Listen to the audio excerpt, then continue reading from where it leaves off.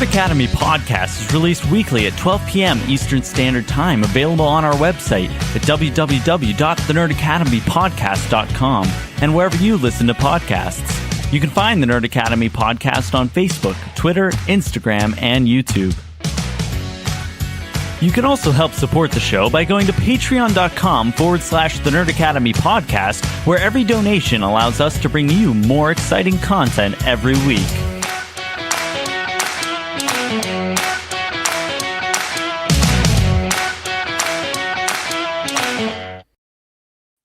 Good evening, class, and welcome to the Nerd Academy podcast, your source for nerddom news and commentary for the last 5 years. I am your host, Jarod Bachman-Stubbs, and we have a murderer's row here for you guys tonight. We are celebrating 5 years of the Nerd Academy podcast. I am very excited. We should have some people calling in throughout the night. Special guests, special friends of the show will be joining us throughout. We got our friends over at the Comic Book Cast who will probably be calling in interstitially. We'll have one and then the other probably. We might have some of our other friends from Star Wars land. Right now, everybody is in the weeds, fighting for their lives in the digital queue to get into the various panels at Star Wars Celebration. So for those of you on the front line, may the Force be with you. But for those of you not trying to get a sweet look at The Mandalorian and Grogu or Ahsoka Season 2, we are happy you have joined us both tonight and for the last 5 years of this here show. But I am not alone. I am joined by by my lovely co-hosts. We got Spencer the Mando Simpson, Joel the Sentinel Basin back, Conor Chiquiti up in here. You know, kind of your core four. Kason will be joining us momentarily. He's running behind. He'll be here sooner than later. But we're going to start this off strong. It is not just us. Guys, it's a special occasion. We busted out the vintage. We also have Darth and Mike Doling and Oyo Boyos. It's Levi. OG. Hello. Like I said, we got a murderer's row. Everybody get in the comments. Leave your questions for us to answer and discuss throughout the show, be it fandom stuff, be it questions about this 5 years of this here show. But yeah, ask us anything, ask away in the comments. In the meantime, how's everybody doing? How's everybody feeling? 5 years of TNAP, baby. So I just want to preface by saying this is my first time on TNAP proper in a while, so I just got to say, go Birds. That's all.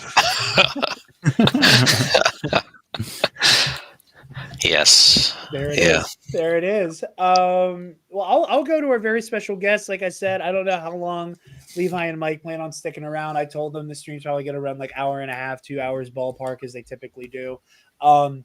The full panel may not be here for the full show as everybody else here is more responsible than I, despite I also have to work in the morning. So I will throw to Levi and Mike first. It's been 5 years. How are you guys feeling? I mean, obviously you guys aren't active on the show anymore. You know, Levi and Mike, you know, scheduling, you know, keeping up with all of the goings on in the world of fandom is it's no mean feat. You know, I drive myself crazy trying to do it myself. You know, starting out, how are you guys feeling getting into it? You know, Levi, this is you kind of jumping in both feet first.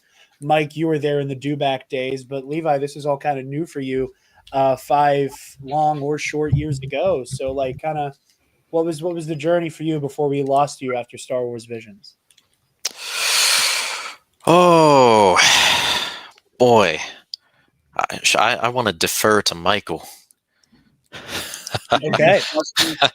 I want to see what kind of answers you actually want here. So I'm going to say, you know, seniority rules here, and I'm going to let Mike go first. Okay, fair. Mike, it's 5 years of TNAP. How are you feeling? How was it feeling at the very beginning? You know, how you doing in this 5 year little birthday for the Nerd Academy?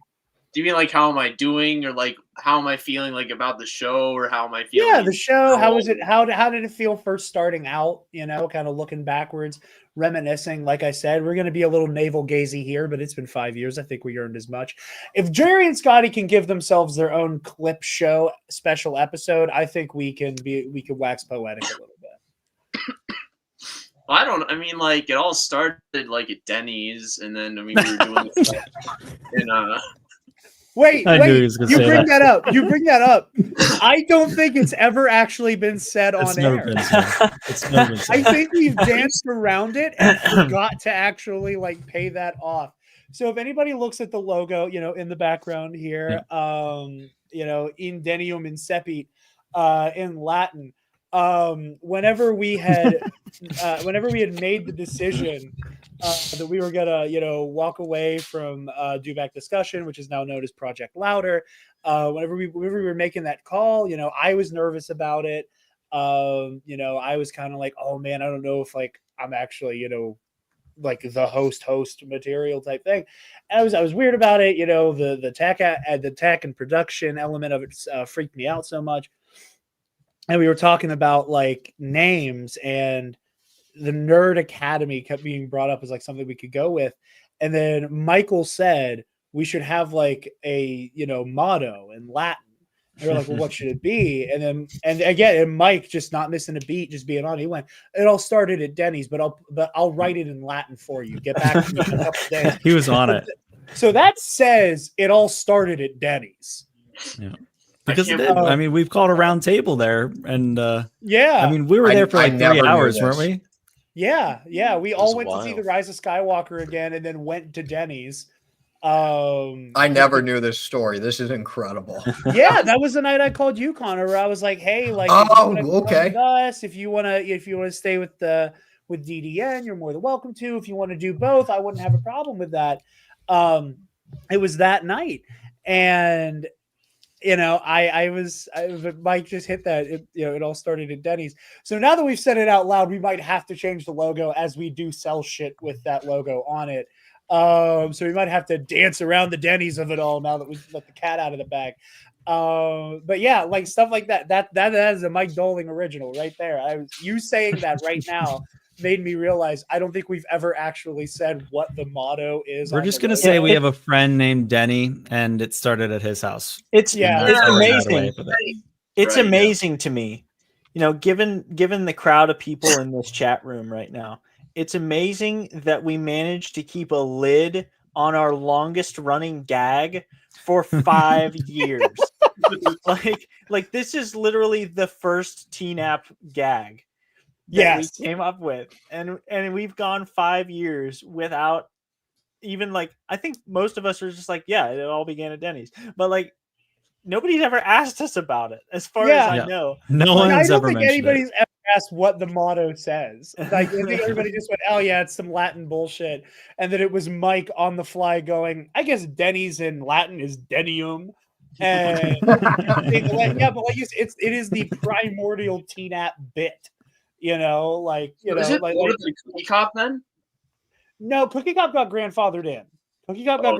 Because Cookie Cop was born during Hall of Heroes. Yes. Okay. Yeah, we were on air. Jared, you and me were on air whenever Cookie Cop just went through some psychotic episode. Oh my gosh, that was great. Yeah, I mean, for anybody who's newer and hasn't heard the Cookie Cop story, like we were recording Hall of Heroes. It was you, me, and Travis, who couldn't make it tonight because work has been kicking his ass.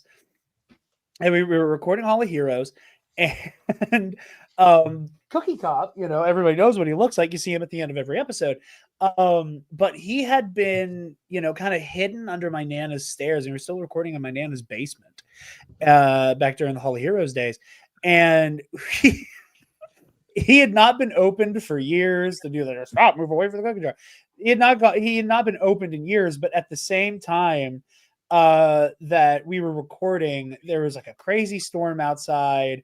And then out of nowhere, in the middle of the show, all you hear muffled from like 20 feet away is, stop, move away from the cookie jar. And Spencer and Travis about shit their pants. Pure and utter terror. And they hunted him down, and Travis was like, "What the hell is this thing?" And I was like, "I think that's our mascot now, actually." But it got weirder. I think like that same day, like we heard it the first time, and we he were like, kept "What going the heck is that?" And you were like, "That's Cookie Cop. Don't worry about it. I don't know what's up." But I'm like, "Okay." And so like it started out as you hear it in the outro. It's like, "Stop, move away from the cookie jar." And then like 5 minutes later, it's like, "Stop." No, because that didn't happen quite yet. Because he went off on his own a couple times during that episode. But like we had realized, and we'd like, hey Cookie Cop, what do you think? And then and he'd speak. But what he came to a head kind of towards the end again of the Dewback era, where his batteries were starting to go. And we were like, is he gonna still work? Because this thing is so damn old. So there again, I couldn't tell you what episode it was, but there like the back 20 minutes of an already overlong episode of Heroic History, or maybe it was Dewback, but I think it was Heroic History, is us kind of like jiggling our keys into Cookie Cop because the latch is broken. So we have to like forcefully make him speak. So it's us like jamming our keys in Cookie Cop's head to make him speak when he starts going. And it's like, again, I hope it was good radio. But it was funny as hell to us. And then we put new batteries in him, and then he sounded fine. And part of me wishes he still sounded as terrifying as he did back. I got plenty of burnout batteries. We can try again later. Oh, okay. We were gonna AstroTurf like prime possessed Cookie Cop. But Mike, does that give you any more clarity for what you were gonna say? I mean, you already gave us the bombshell of the motto's secret meaning. So is there anything else like kind of at the time kind of starting up the show, and then again like operating in that early pandemic time is, it kind of ended up accidentally doubling as our like only real social time, as we were all cooped up. Yeah. I mean, like, it's a lot of like cries from the heart. Just a lot of like funny stuff that was precious and memorable and righteous. It was great. It was fun. Pretty sure a hot dog's a sandwich. Okay, we can circle back to hot dog as a sandwich. That was one of my favorite streams ever. I love that so much. One of the best. I was just saying, I am going to ask favorite episodes, and I knew that was going to come up. So put a pin in that. Not a fucking favorite sandwich. episodes. I had my students properly debate that topic this year. Did you really? Yeah, they made disputations and everything. Had to do research. That's awesome. Someone wrote a dissertation. What did they conclude? Well, I had to judge based on what the teams gave me. I'm very biased, as you know, toward the side. Yes, we're on the same side here. You and I agree. Yeah. Okay. You and I agree. So, the non-sandwich side did a better job.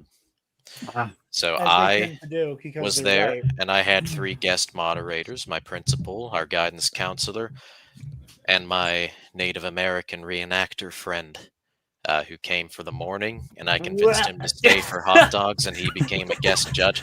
He was that makes sense. Yeah, I was like, who we need on this panel? A Native American reenactor.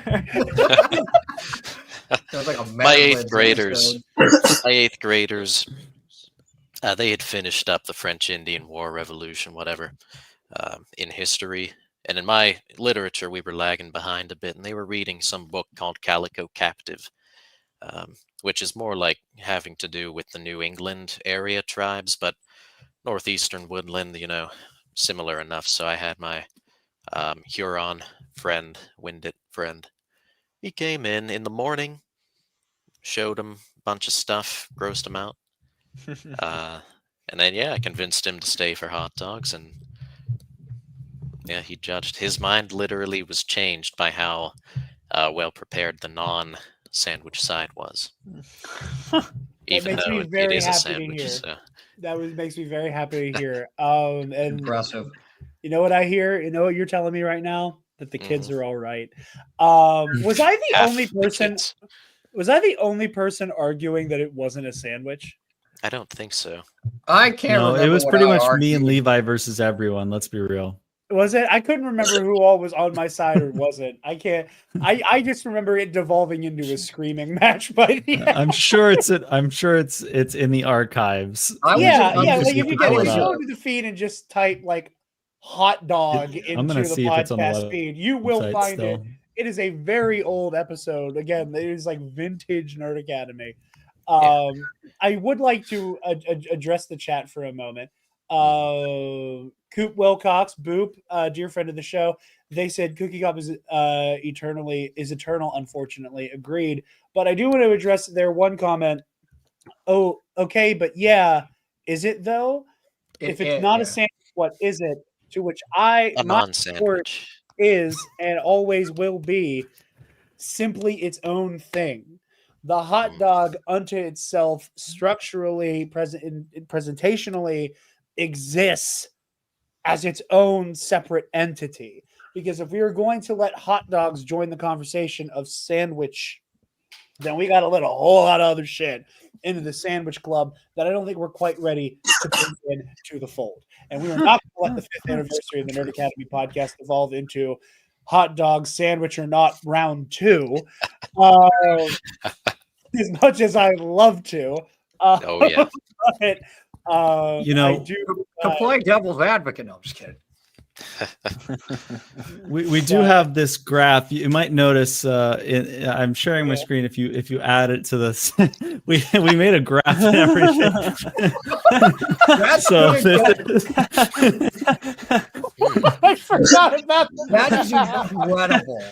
so this is the episode that it'll take us back like we said 5 years or so back into the past of our lives and when we were a little bit younger, discussing the more finer points of life here. But yeah, this is what we came up. Well, this is what I came up with. Let's be real.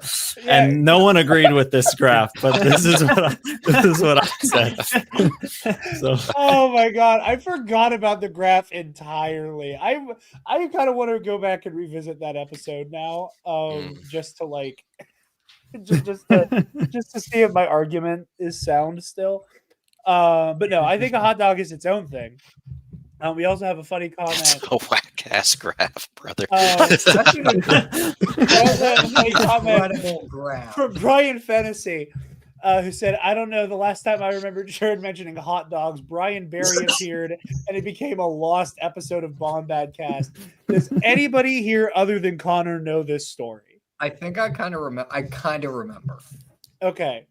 So I was this was right before Podathon 2022. Bombad Cast was doing Star Wars Mad Libs. And I kept commenting Glizzy. Jesus Christ. I remember your Glizzy era. And I'm still in my Glizzy era, Yeah. thank you. Glizzy is also eternal, much like Cookie Cop. It is the funniest way to refer to a hot dog. And I kept saying Glizzy. And Scotty he kept calling me out and going, Jarod, I'm not saying that. Because at the time, Levi, you can relate to this. All of his students decided they were going to start watching Bombad Cast semi-frequently. And it stuck for like a week. It stuck for like 2 weeks. And then they'd all fucking stop watching. And then they'd come back. And then they'd stop watching again. It was off and on. But that week, he just had a bunch of kids in his thing. And I kept saying, listen, he's like, Jarod, I'm not using this word you keep suggesting. It sounds foul. And I was like, Scotty, trust me, it just means hot dog. Now, is the hot dog a phallically loaded food? Yes, but it sounds funny, and we're playing Mad Libs. But he wouldn't listen to me. And then at the and then Scotty, again, it's a lost episode because he took the episode down. Bring it back, Scotty. Bring it back. Yeah, bring it. Hashtag release the Glizzy cut. Bring the Glizzy cut back. He goes, he's like, hey Alexa, what's a Glizzy? And it gives this like oral history of how it was hot dog. and then it became a slang for an extended clip on a gun, and then it went back to hot dog. And he went, "Oh, okay, you weren't trying They're to troll pulling me. up Urban It actually Dictionary. means hot dog." So he finally uses glizzy. And then Brian Barry, former host of Pink Milk, shows up and immediately just floods the live chat with like penis related glizzy jokes. And Scotty went, "Okay, that's enough," and ended the show. Like, no pizza time players, As no he should. outro, no plug for anything. Just immediately killed the feed and deleted the episode. And I called him. I'm like, "I'm so sorry." I was like, I did not think this was going to upend the episode completely with my glizzy joke. And he's like, "It's not your fault." He's like, "It's not your fault. Hell, it's not even It's Brian's a hot fault. dog. It's not even Brian's fault. How was Brian supposed to know all my students were in the live chat this one time? This Oh one time wait, I had- yeah. And Oh oh my my god, it God. was so funny. Oh my God. We accidentally shot an entire very funny episode of Bombad Cast in the back of the head. Man, we gotta get that out of the archive somehow. Even if I it's will like, convince Scotty. even if it's in like a Google folder that only we have access to, man. Yeah. Compress gotta it, bring put it it in a zip folder. Goes Like, in a yeah. safe before we die, puts it into our will. Yes, Must there's be like handed down. there was a thumb drive in a heavily armed PO box with Glizzy Cast. Speaking of Bombad, real quick, a little bit of housekeeping. Thursday night, Spencer and I are going to be on Bombad Cast. Also in the list of announcements for the evening. Versus Series is taking a brief hiatus. We'll be back proper in June with a full season or with a half season. But to fill in the gap, Spencer and I are going to be doing a handful of Versus topic episodes. And we're going to be doing our first one with the boys over at the Bombad Cast. We're going to be reading Pablo Hidalgo's Star Wars Head to Head, a book that was a favorite Scholastic Book Fair pickup of mine. Gee, that lineup looks familiar. I wonder where we've seen it before. Yeah. I know. I was like, hey, if we make the thumbnail look like this, you think we can gaslight anybody into thinking it's trivia at first glance? But all of that to say, it will not be trivia. It's going to be us sitting down to read this book by Pablo Hidalgo. Actually, I have my copy right over here. Give me one moment. It won't be trivia. I just ordered a new copy because I couldn't find mine. But it is kind of like the origin point for my obsession with like Star Wars versus stuff. You know, it's a fun little read. You know, it's like I said, it's like it's a Scholastic Book Fair joint. So it's nothing too crazy. But it has a mix of like really kind of funny, goofy, off the wall matchups. You know, silly stuff like, you know, Jawa versus Ewok.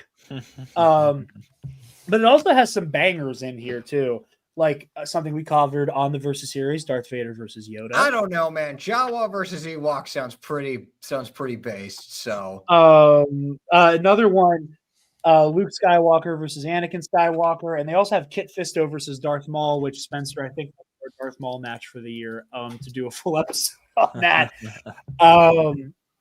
But yeah, so we're going to be on Bombad Cast on Thursday night. Bombad's going to be starting earlier, and it's also going to simulcast over to this channel as well, so you can watch it here or on Bombad. But Levi, I'm going to throw to you. I'm going to ask you the same questions I asked Mike. Now that you have the vibe, as you so clearly want. So, like, what was it like jumping into TNAB, jumping into doing the, you know, whole podcast content creator thing, and all you know, how was peers? Because like most of the people who kind of came and went through TNAP, like they're all people, like we're all still friends. It's just people's schedules kind of became, you know, a little bit more unyieldy, and you know, keeping up with like everything as it's coming out became a little bit more difficult here and there. So like you kind of had a kind of clear moment of, I've decided I don't want to do this anymore because the children are finding it. Granted, no glizzies. Yes. But so like, you know, you out of anybody got to have the most ceremonious like retirement episode where you were initially part of the team because we're all Star Wars nerds and I wanted a very diverse lineup for Star Wars opinions, and then we also had kind of the like auspicious timing of Star Wars Visions where anime as an art form is your first love.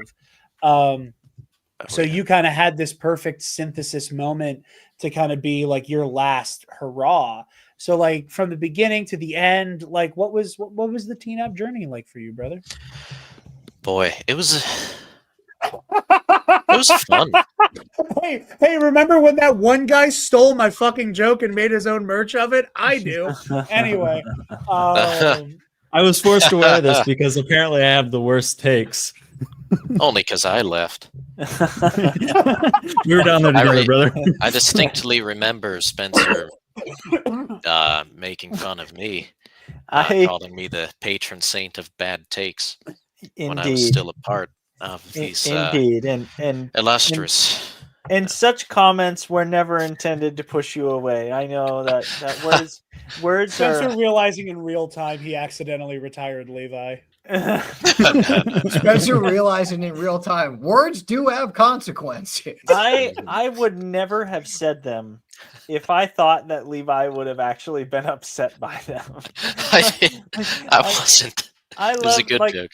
I always loved the fact that no matter what the topic of conversation was, Levi and I would never agree. And yet we still had good conversations and we'd poke fun at each other and laugh and be like, oh yeah, that's a horrible take.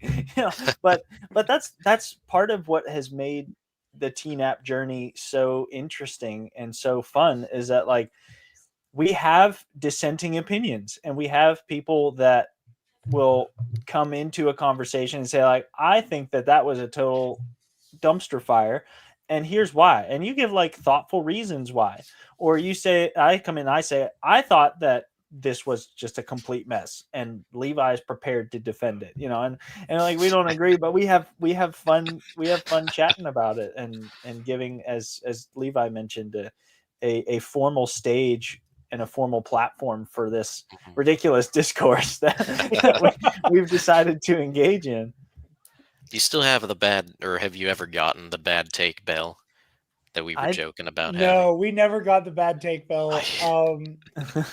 Here's the issue. If I got a bad take bell at this point with the regular guests that we have on the show so frequently, I can't trust myself to not abuse it in the name of retribution. Oh, okay. I get bullied too much by our compatriots for me to not just ring that motherfucker left and right to be like, I am correct, as I will be the person with a physical bell. But once we get Studio 2.0 cooking, I might have to invest in a bad take bell. Well, it's good to hear your compatriots are doing a good job. Yeah, don't worry. Scotty and Alden are doing a phenomenal job of keeping me humble. Very nice. The start was really cool because I've never done anything like this before. So I was really on board. I was curious to see, how it would get built up. We all remember we started in a basement, right? Yeah. And then we graduated to building inside of a garage. Yeah. We literally built the set, all 4 walls and a roof. Yes. Yeah, Absolutely. I held some screws. I held the flashlight. Yes. Yeah. Travis had the funniest joke of all time when we were building it, and I'm sad he's not here to tell it, but I know he would want me to tell it. Was that the day we built the bones of the first studio during ye olden days of Project Overhaul, my dad pinched his finger something fierce trying to put a screw in and did a fatherly kind of, for lack of a better word, tantrum. He may have kicked a chair and said some expletives and kind of stormed out, and then he came back in. He said, I'm sorry for acting that way. That wasn't called for. And everybody who's met my father can hear him saying it if you weren't there.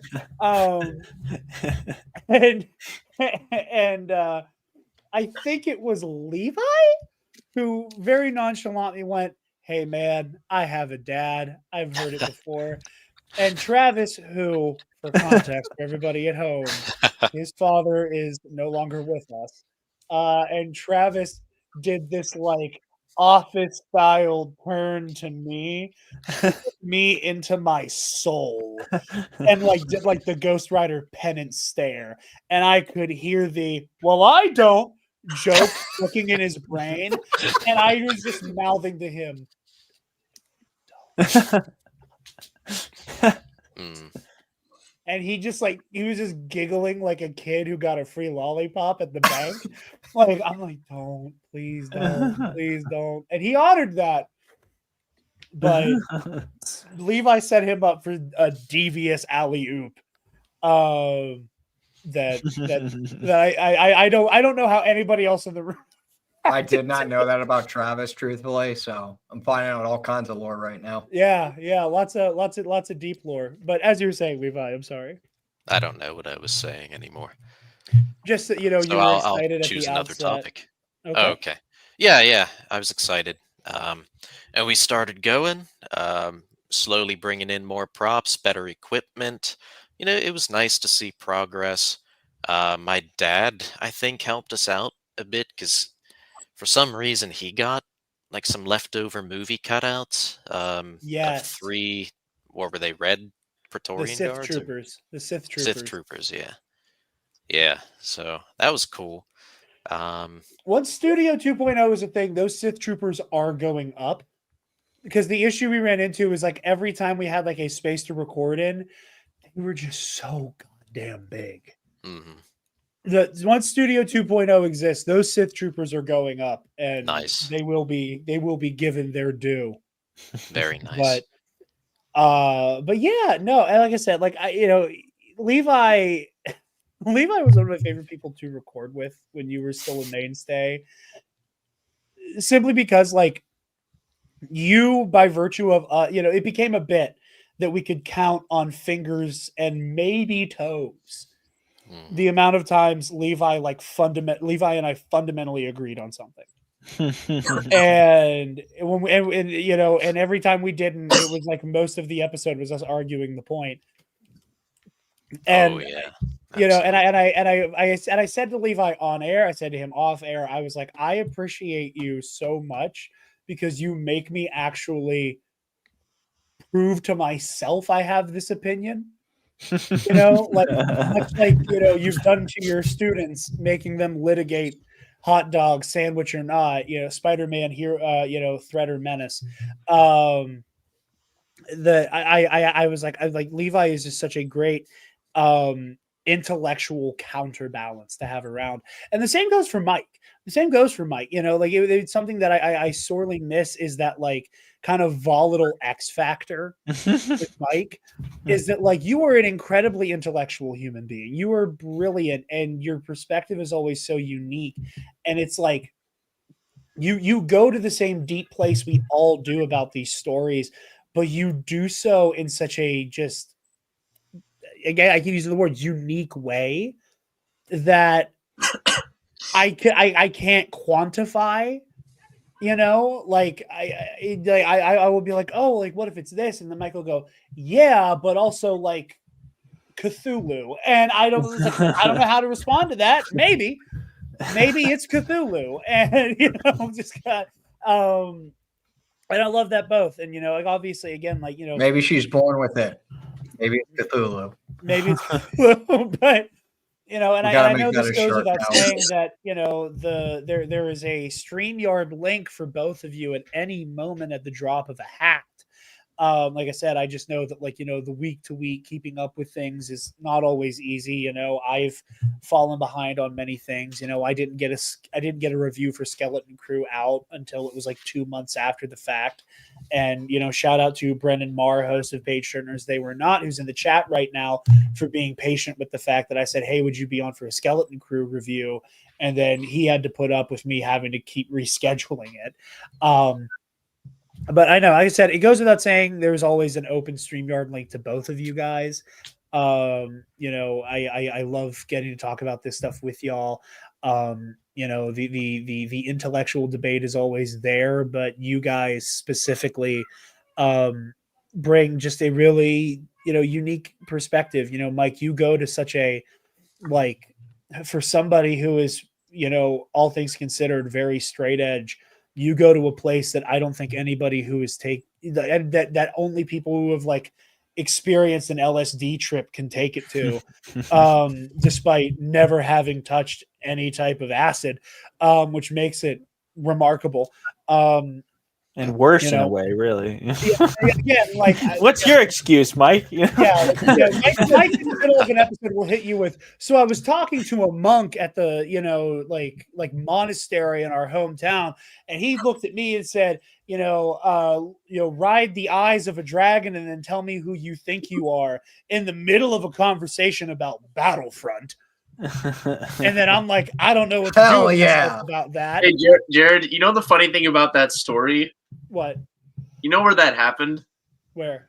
You know where that actually happened? Funny or not? When you told us about it, or when you Where had the that conversation where with the that monk? thing with the monk and I happened? Where that happened?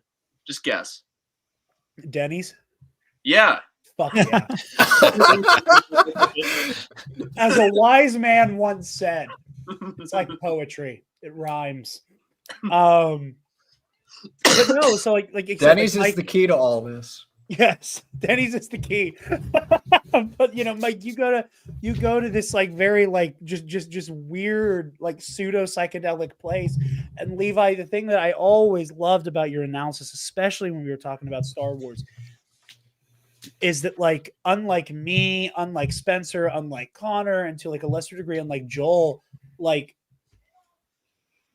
this is not to say that you are less of a Star Wars fan than we are or were, because I know you've kind of like, you know, had like a bit of a, you know, I'm going to take a step back from Star Wars as a whole, but like it was never this like precious thing to you. And I am fully able to admit that like I very much am of the mind of like, whether or not I like a piece of Star Wars media, I am going to dive in head first and just macro dose on theme and parallel and motif.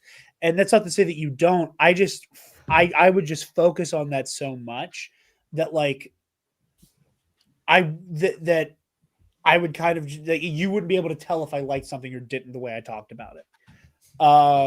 That's something I'm aware of. And you know, and then that's because like I put more of a, I personally put a higher value on what is this about versus is it good?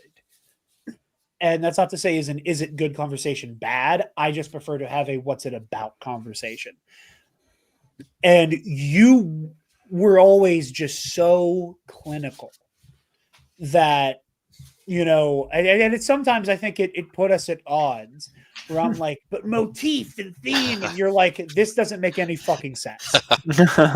This is asinine. This is asinine. And you know, like it was so demystified to you that it presented a dynamic that like truly, and this isn't me saying that like, because I miss having you on, I miss talking with you about it. But I do on some level like miss having somebody kind of like chin check me off of my soapbox to be like, oh yes, this is all well and good. This doesn't make any fucking sense.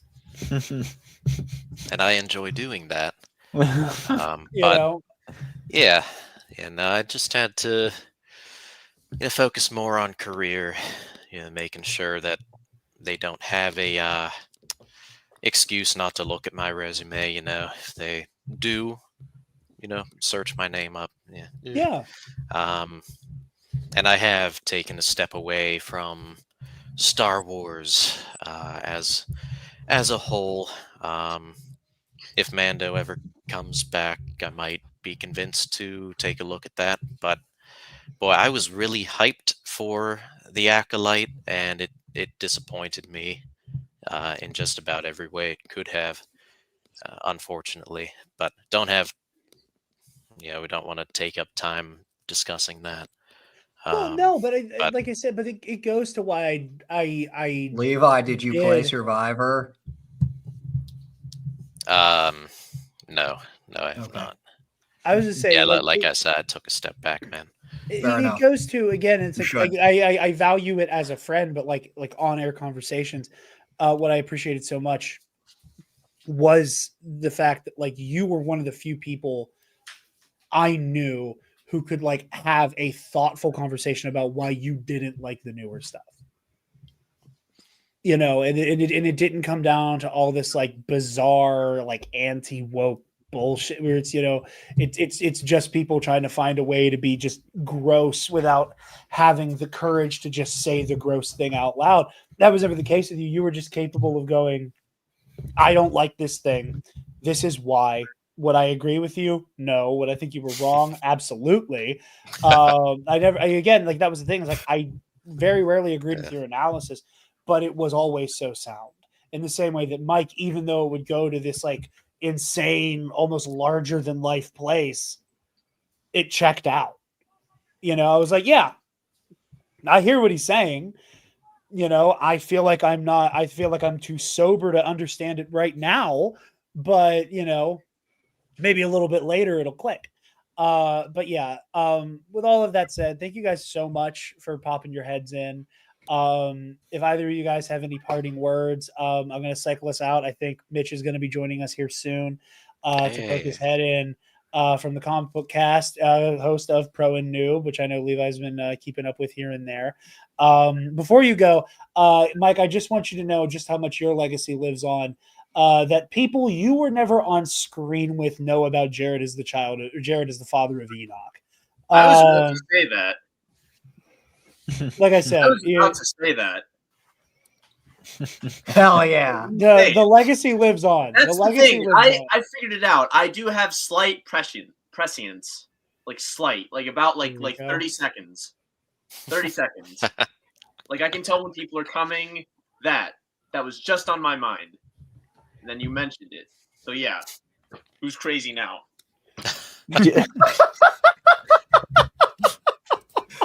Ending it on who's crazy now. And for everybody at home, I would like everyone to know that Taylor, my lovely partner, who I will be spending the rest of my days with, has agreed to Enoch being a middle name, fully based on this. So has nothing to do with the fact that Kendrick Lamar's son's name is Enoch. None of us knew that until after we had this conversation. We had this conversation months before Mr. Morale came out, and then I shit my pants because Enoch Duckworth exists. But Levi, Mike, any parting words before I bump you guys out of here? Again, thank you so much for joining us. That's literally Mike, what I you was wanna going to go? say. Jarod is the father of Enoch, and then I was just going to go. So you said it. Thank you. You've tickled my tulip. Maybe I'll come on at some point. Thank you. That was very fun. Of course. Like I said, that's an open StreamYard link anytime you guys want to poke your heads in. That is always on the table. We're getting Star Wars Visions Volume 3, and it's going to all be anime this year, Levi. So, you know, I can hide I you. might dabble. I won't put your I name might in dabble. I anything. You love won't be that. on the thumbnail. But I'm off the stuff largely, but we'll see. I'm off the stuff.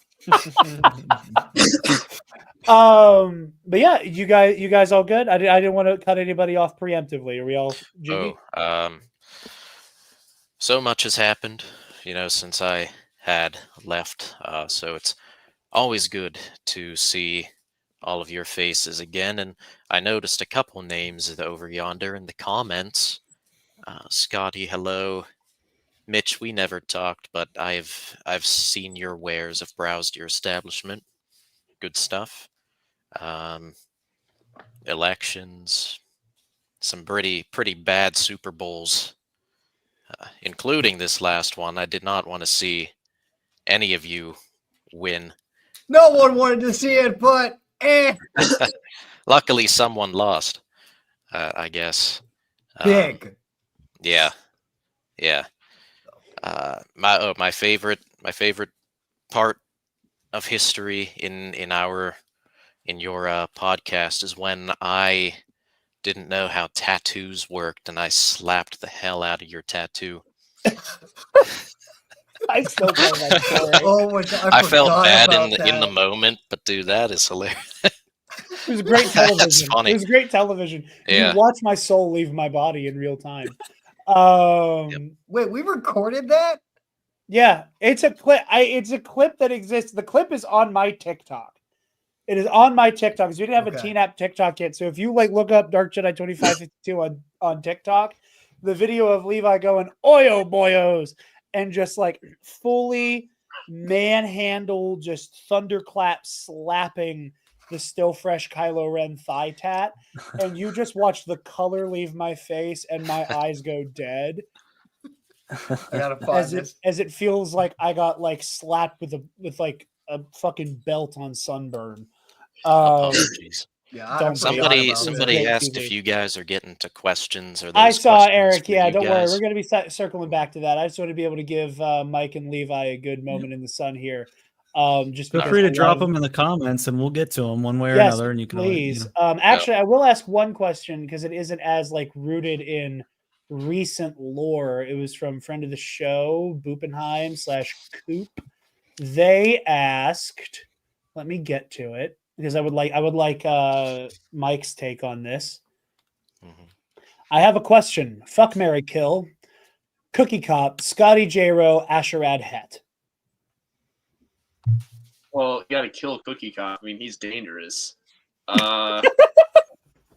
I don't. Who is Scotty J-Ro? I'm sorry, I don't know. Well, it's not the He's- Scotty that's in the comments, actually, Levi. I meant to say that. Okay. That is Scotty Holiday. Scotty J-Ro is recording with Ken Knapsack right this moment, Gotcha. actually. He's the one who Um, beat. I have to say it, Jared. He's the one who beat Jared twice. He's my trivia arch rival. He was on for some of our Clone Wars Season 7 coverage. But so you kill Cookie Cop. Yeah, and yeah, he killed Cookie. And the other thing too was Scotty actually killed Cookie Cop. In Epic Confrontations canon, that was a spare Okay, Cookie it's Cop, true, but not the real still. one. I want everybody at home to know the real Cookie Cop Okay. is safe and sound. Spencer got angry at me because he thought the real Cookie Cop got destroyed in Baton Rouge. Spencer Okay. sent me with all due respect, you're one of my best friends for life, very passive aggressive text, thinking that I let Scotty murder the real Cookie Cop. Cookie Cop Prime is alive and well. So we're killing Cookie Cop. He's too dangerous to be left alive. What are we doing with Scotty and Asherad? So I'll go on some dates with Scotty to get to know him better, but I would fuck and marry Asherad or Jared Het. Not how that works, brother. Like Levi, have you read the comics? Have you read the comics? Like, do you know who this guy I know is? I know who he is. You can't butter your bread and sleep in it too. But like, do you? We're mixing metaphors here. I'm getting so confused. As a porky pig, but there was one correct answer, Mike, and you almost had it. Well, Is Levi trying to marry Scotty J? now, like, wait. So if I marry, Oh yeah. if I marry Het, Oh can yeah. I sleep with him whenever I want? Yeah. Okay, He's your then- husband. You got to Of remember, course. like the FMK That's not how dynamic consent is works. that I want nothing to do with this person. This person might be cool for a night, but this is somebody I could spend my life No, with. I've always took it at face value, like literally those things. Yeah. So I mean, if we're talking about the literal, which I believe in the literal, Anyway, it would be marry Darth Crate. Based. All right. Thank you guys so much. I love you both so much. Thank you guys for coming through. I'll bump you guys out of the stream. Thank you both, and I'll be seeing you guys in the flesh sometime soon. It was wonderful to be here, Jared and Spencer and Joel and Connor and Michael and Nice to see you. Chad. Guys. Have a good day and watch Free Run. Yes. Good to see you, Levi. And good night, guys. Thank you both so much for coming Hi, through. Mike. And Good to see as you. I Good said, to see you both. that is an open invitation at any moment. Oh no! Someone tell Levi come back right now. Someone text Levi right now to come back. tell him to click on the link, because not only is Kason Bree on here, we are also joined. Speak of the devil, and he shall appear. Scotty Jarod of the Wombat Cast. Scotty! Who's Scotty Jarod? Oh my god. Scotty, I love how are this you, man. buddy? Thank you for joining us. Happy birthday, trivia loser. Damn. Thank you, buddy. I'm only here for 5 minutes. I'm in between recordings. But I will say the fact that I've been on this institution shut up! The fact that I've been on this institution hundreds of times is an absolutely big honor to me. I feel like I'm part of the TNAP crew more so than Jay Sentinel, whoever that twink is. I'm always behind the but, screen. I'm always here. I don't think I've ever actually seen you on any of these Actually, things did you before. know I'm on every single episode? Every single one. Not anything I've Yeah. been a part of, and I've been on like 15 of No, these. I'm the voice at the beginning of every single episode. Yeah, he's been on more episodes than any of us, technically. Other than me, it's me and Joel have been on every single episode of this show. All right. Come at me, bro. Where's the recap from Bastards, Kason? I'm waiting on that. Still haven't gotten that. That's been like 2 years in the making. Does anyone do anything here? No. Not really. No. Connor. 5 years No. of doing nothing. No. 5 years of doing nothing. Isn't that beautiful? No, these are my lovely panelists. I couldn't do this without them. We Take your chit chat. penises out. Take your penises out. Do it. Take it out. Take it out. Connor, Yes. we know that thing. We know that thing is crooked. Take it out. You know, No. Scotty, it's funny you mentioned people wanting No. to take their dicks out because we were talking about Glizzygate. And we have Woodsy here demanding that we release the Glizzy cut, as is everybody else demanding that you give us the lost episode of Bombad Cast that was accidentally ruined by myself and Brian Barry. I forgot about that.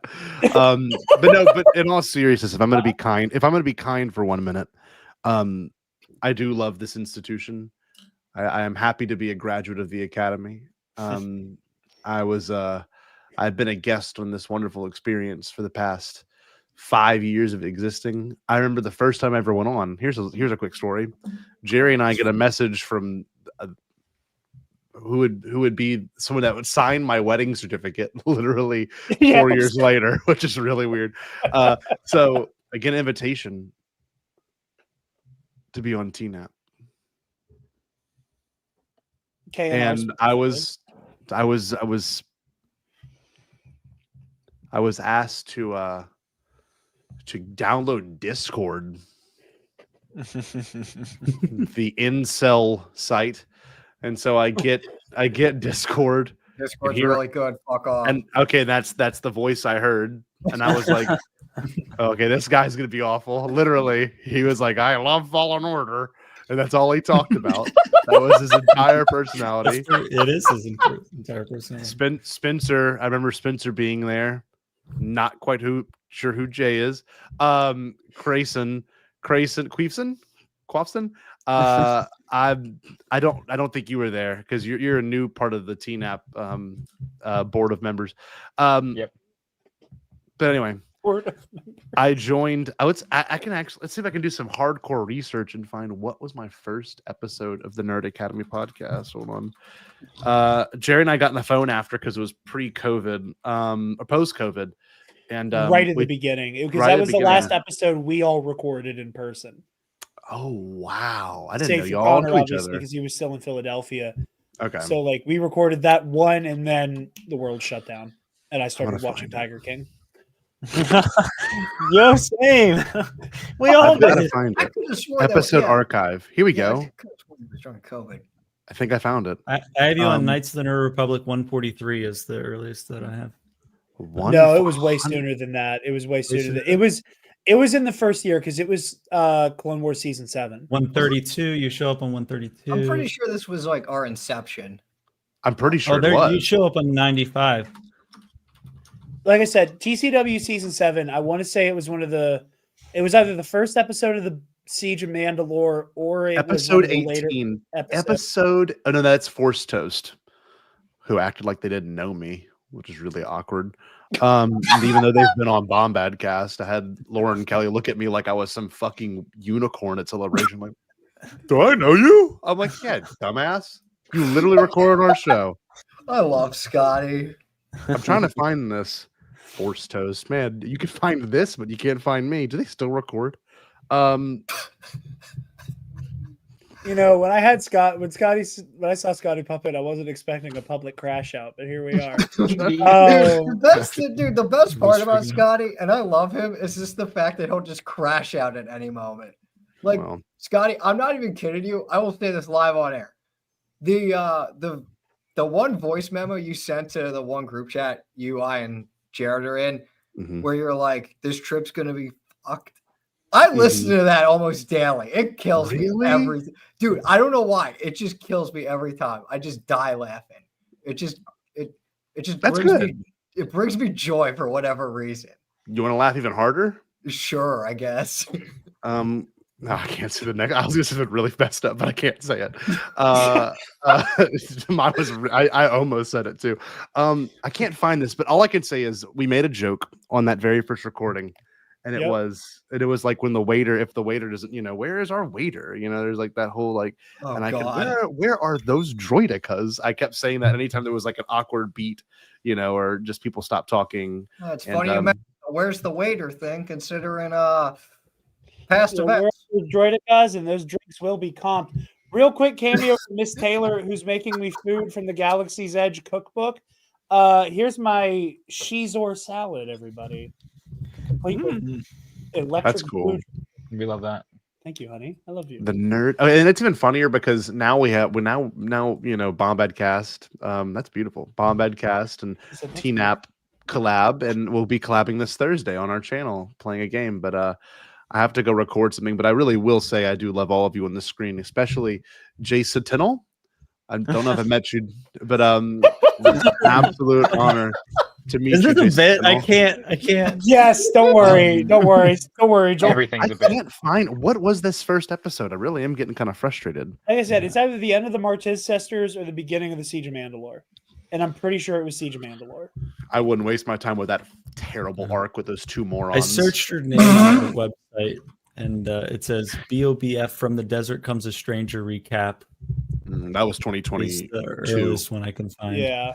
Siege of Either Mandalore. way, I sought you and Jerry out because I saw you guys posting, and I had watched a couple of your episodes, and I was like, man, like, I love these guys. And then I listened to the episode you did with Ken, whom you're taping with tonight, and I was just blown away. And I was like, I love these guys, you and Jerry. I was like, I need to have you guys on. I almost said on kayfabe because I read Brian's comment.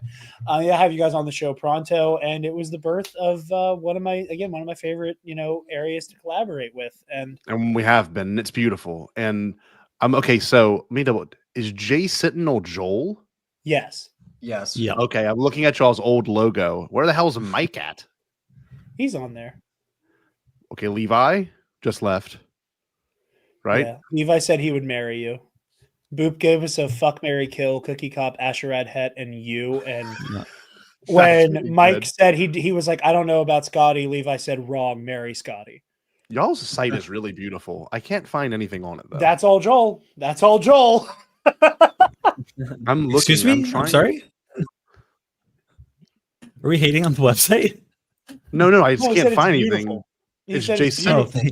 Jay Sentinel's site, all episodes. This is what I'm looking for. Where there's is an mine? archive all episodes. My And ass. there's a search bar at the top right as well. Oh, there we go. Hold on. It might be Hold on. under just Bombadcast. I'm just clicking older. I'm gonna keep clicking older as well. I'm trying to recall this. All right, let me double check It would my be K&R, schedule. yeah. I'm sorry It I would be came in K&R. hot. You're fine. All right. We would I want love it no you. other way. I, We're gonna have a great who I'm so certain somebody else who's coming after you is gonna have just as much smoke because Which how one would is I it? be able to celebrate my birthday in fucking peace? Is it our friend?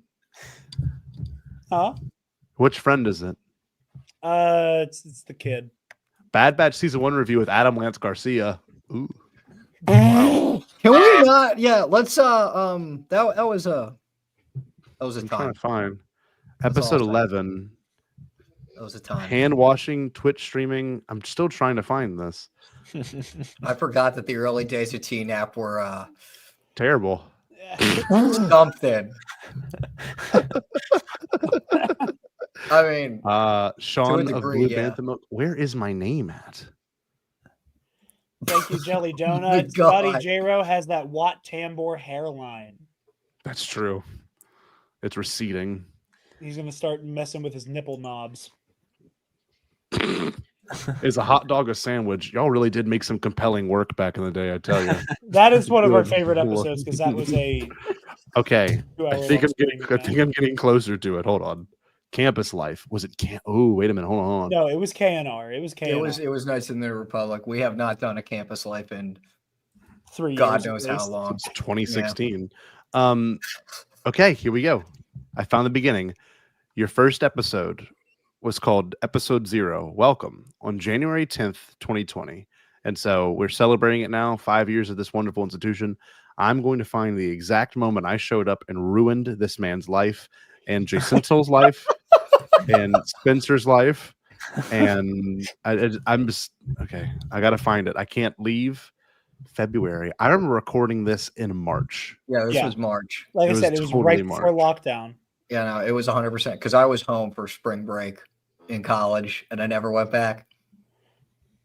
Okay, March. Wait. The Rise of Skywalker novelization. So close. Campus Life. Was it Campus Life? No, Did it was ever- Life in the Nerd Republic. no. Oh, Campus you did Life one was with you did just a the, show like- at 2 Med too. That's pretty cool. Yeah, I know. Let's Talk see. about that. Uh I don't like They've that done guy. some pretty cool stuff. Michael Bean, yeah. I worked with some pretty cancelable people too. Let me see. Thor Love and Thunder, April. There's no way. It must have been May. Then Jarod. No, Jay it said- had to Jay have, said- it had to Jay have said been no? March. They said no. They said Yep. no. They said no. Let's see. Like a. Oh wait. Oh no, that's the Force episode. Whoops. Let's see. Robert Pattinson controversy. Well, they were wrong, but that was riveting. I can't find it. We'll go look at it. We'll have the exact date for you later, I promise. Okay, I have to go. All right. I love you, Scotty. Thank you for stopping by. I beat your ass in. Yeah, you did. Every time. You never know what you're going to get with Scotty J-Ro around these parts, folks. So I- thank you oh, from God. the dear friend of the show and my arch enemy, a man whose wedding certificate I signed. And I signed that wedding certificate the day of our fateful rematch in person in Baton Rouge, a rematch hosted and organized by our next special guest poking their head in. He is the host of Star Wars in a Galaxy and the commissioner of Epic Confrontations, and it is getting funnier and funnier for there to be more people Joel has never fucking met.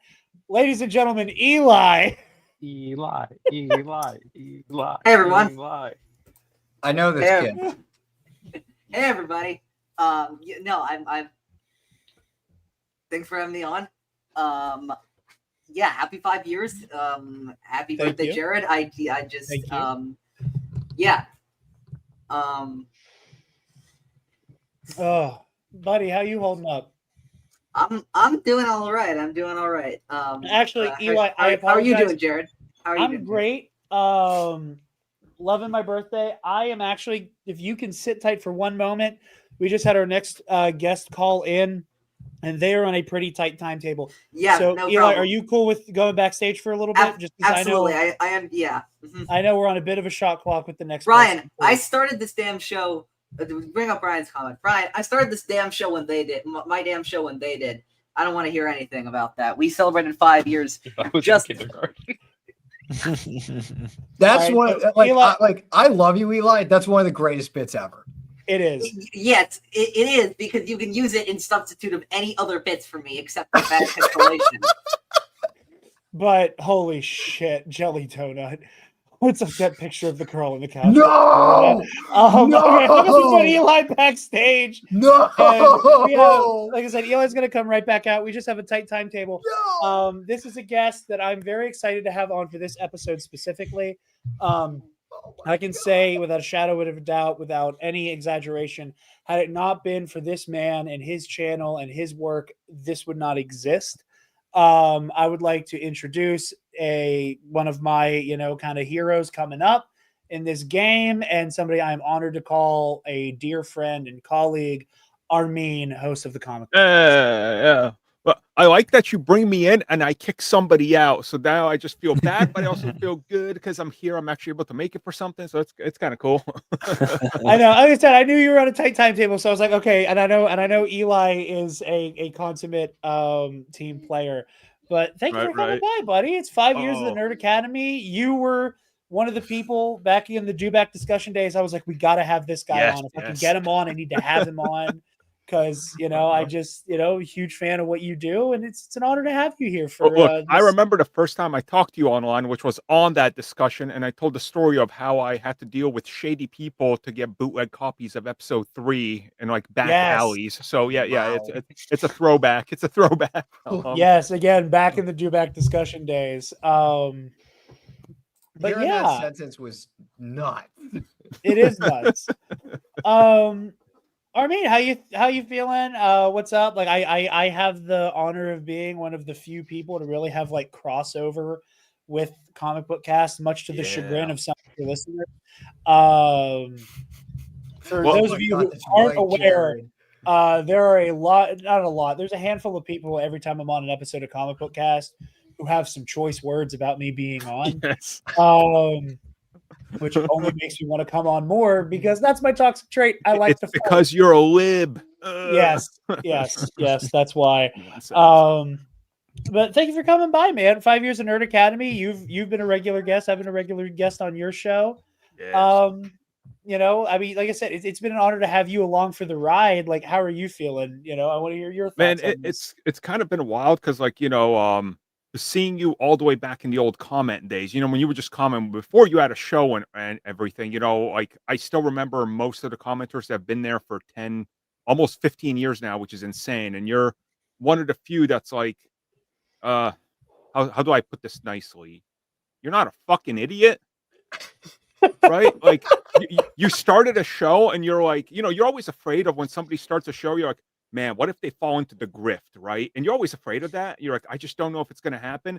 Or and what like, if they attract the wrong people, Exactly. And like looking at you guys here, as always, I trust that Jarod keeps good company. So I feel like you guys are also level-headed and good people. And also I've seen you up here on the show and elsewhere. So it's kind of like, it's just nice to vibe with the same people, especially people like, Jarod loves Star Wars. So do I. But the thing is, it's like, it's so easy to fall down into the negativity, and I fucking hate that. So it's nice to see like-minded people talk about Star Wars, even if it's like, not my favorite thing. It's still good to just share positivity, and it's so hard to find that anywhere else, which is why I, like to share your guys' stuff and, interact. Even though if I've seen a bunch of you guys' stuff, but like I try to keep quiet because the moment I put myself out there, idiots show up inevitably everywhere, right? So it's like, I just sit back and I enjoy the content and I appreciate what you guys do and spreading positivity.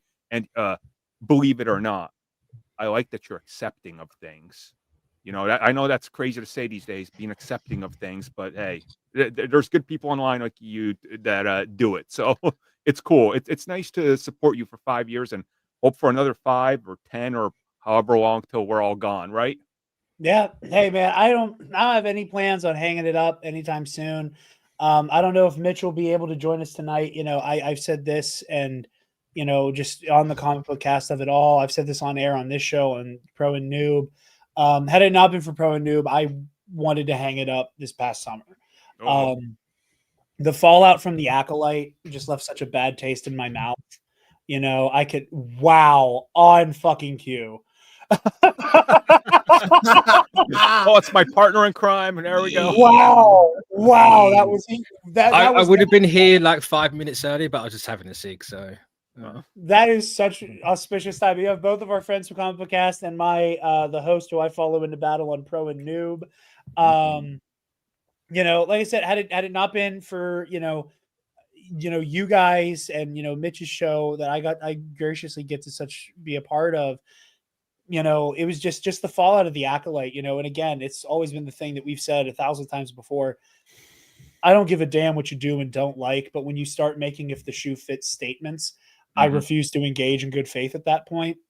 Yeah. And the backlash of the Acolyte was so full of vitriol, and it was so just disgusting and just poor faith. You know, and like it getting canceled, I was like, I don't even want to fucking talk about this shit anymore. I mean, it's the whole reason I stopped talking about Star Wars on CBC because of the discourse and how much hatred it got. And it's like, I'm happy just in 21 days, I'm going to be in Japan. I'm going to be a Star Wars celebration to enjoy Star Wars.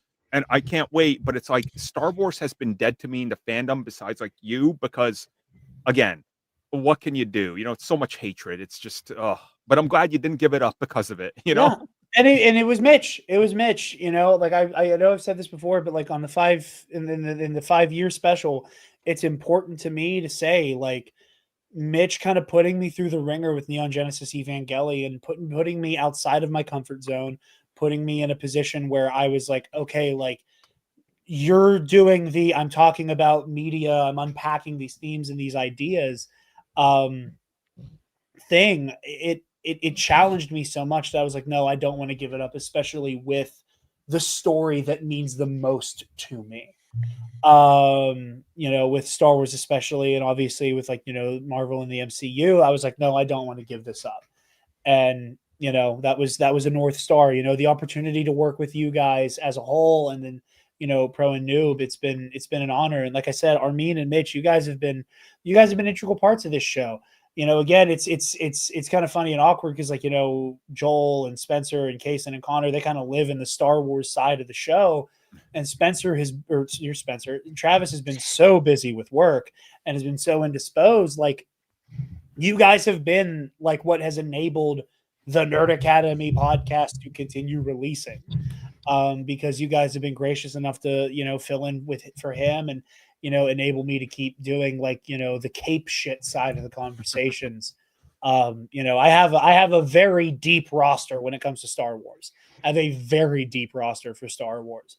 I relied on Travis for the cape shit. And obviously that's not me complaining. You know, I'd love to spend, you know, as many hours as I possibly can on the air with him. But you know, he's been busy, and I don't begrudge him that. But without you guys as a collective helping make the show continue, without Comic Book Cast as an institution, I don't get inspired to want to do this shit. And, you know, I think a, you know, considerable part of this celebration here tonight is owed to you guys. And I'm very happy you guys were able to carve out some time to poke your heads in. So I could say that. Well, I've been glazed enough, so thank you and bye. Yeah. Oh, yeah. I mean, I'm not lying when I say me and Mitch maybe coordinate this, so now we can have you explain your worst take ever from 9 years ago. Explain Batman v Superman better than Avengers. Go. Yes. Go. Wait, I'm here. Yeah. What? That's what he said. Oh, do these guys not even know Jarod? I don't know this. This is on-air exposure. Mitch, I'm going to be honest. The rest of us were there. Spencer's face is immaculate, by the way. Mitch, I'm going to be honest with you. I didn't meet Jarod until about like 2019 or so. Yeah, when I had grown out of that opinion. I did not grow up with him. So this is so you recant? Have they seen the Joker cosplay as well? Huh? Have they seen the Joker cosplay? Yeah, they were there for it. They were fucking there for I've seen it. that. Okay. So. We were here. I knew them when I was still doing that shit. Okay. So I forgot about the Joker cosplay. So Joel, Spencer, and I are the member berries of the group. I'm just kind of here, man. They were. But anyway, Jarod. What? Like, so. I'm very intrigued. I'm not like pissed off about this. I'm very intrigued. No, you should be. It's a horrible opinion I had when I was a child. That's why you need the bell. Well, I can't say that. I can't say that because I had turned. I love to say that I became a man watching Batman v Superman. So if you all would like journey back to March of 2016, Batman v Superman came out on my birthday that year. Spencer and Joel, who went to high school with me, know that I was very excited for that film. Namely, that film came out on my birthday. And yes, Taylor is right. I do keep making her want to watch Batman v Superman because I think it would be deeply funny to make her watch it. Taylor, run now. how you ruin a relationship permanently. Oh no! So Yeah. I went to see Batman v Superman. Former co-host of Nerd Academy Movie Club, Devin Armel, was there as well. I was there with my girlfriend at the time, my father, and my brother. And we saw the March 24th, 9 p.m. showing. And because the movie is very long, I turned 18 while watching Batman v Superman. And as the credits rolled, I stood up, took a big stretch, looked directly at Devin, and said, "Better than Avengers," loud enough for the whole auditorium to hear. Oh my god. And I got a lot of sideways looks coming out of there. And I stood by that opinion for about a year. And came off of it. Listen, I think I was just really enamored by I think I was really just enamored by Ben Affleck's performance. Fair. I think that was a lot of it. I do think that while, as I've said on the record multiple times to the entire run of this podcast, for the record, I do not think Zack Snyder understands Superman. I don't think he could write a Superman story to save his life, and it'd still be true to the character. However, the way he frames Superman visually, I appreciate it a lot. I think the action was incredibly well choreographed. Again, say what you will about Zack Snyder, the storyteller. Zack Snyder, the visual artist, is something that is worthy of heavy praise, I believe. And I think the score for Batman versus Superman, Dawn of Justice, is also remarkably good and worthy of praise. So I think a mix of some very great camera work, some incredibly choreographed action sequences, some pretty damn good costumes, and the script notwithstanding, some damn good performances for the most part. I came away from Batman v Superman excited for what the future of the DCEU would look like. And in that moment, still kind of drunk on seeing, in my opinion, at that time was the best live action Batman. I made what one could call a preemptive decision on the quality of the film. Fair. That said, I still like that movie quite a bit. And I can say this safely because it's my StreamYard and I don't have to listen to argument. I still think that 2016's Suicide Squad might be one of my favorite DCEU movies. Because that shit is just fun and dumb. So is that like a Wolverine origin scenario with me where I'm like, yes, that's exactly what it is. That's exactly what it is. That is exactly edible what it and is. you're like, cinema. Yes, that is precisely it. But yeah. Oh, also, real quick, Bloom, what movie came out on your birthday? I'm sure it's better than BVS. But yeah, like I said, I own that take, and as I've said before, as long as it's not The Last Airbender, we'll be fine. Listen, as I've said before, I did not owe it to anybody to fess up to that opinion. I agree with Joel. I did not owe it to anybody. Thank you. Oh, yeah. Joel is, Yeah. Joel's covered up by the TNAP logo, but he's been pointing at that's perfect. Yeah. That's perfect. I did not owe it to anybody to give that opinion publicly because I said that before I had a microphone in front of my face. But I owned up to it. Well, because I'm honest, damn it. Well, with that in mind, that's pretty much why I came on here. I just had to expose you to everybody, and now that my mission is done, I can like just walk. I can like Bill Bixby walk away like the Hulk, play the lonely man, and I'm set. You know, I did my job on the podcast. That's literally why I'm here. Well, Armin, I know you're on a bit of a time crunch, so I will let you go, my friend. Also, Bloom came through with the answer to that question. The Hunger Games prequel, Songbirds and Snakes, which I haven't seen, but I'm sure is better than Batman v Superman, which, by the transient property, makes it better than Avengers. So, Now- like I said, just thank you for having me. So I will be Thank you heading for out. It's nice to see everybody. Keep on doing what you're doing. Keep helping Jarod out so he doesn't quit. And take care, everybody. I'm out for the night, and I'll see you all wherever. I'm sure we'll cross paths at some point. Later, guys. We'll see you in the ether there, Armin. Bye, Exactly. sir. We appreciate you, Armin. Later. Go and get out of here. Mitch, I know it's late for you, so if you want to Eh. dip, you're more than welcome to. But I am now bringing Eli back. Thank you for being a team player. I just knew Armin was on a I time create crunch an tonight. entire league for you. And this is how you pay him.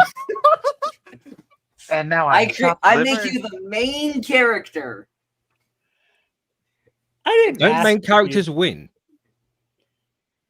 Mitch has a good point. All right. We can get this fucking monarchist out of here now. Okay. Hold on.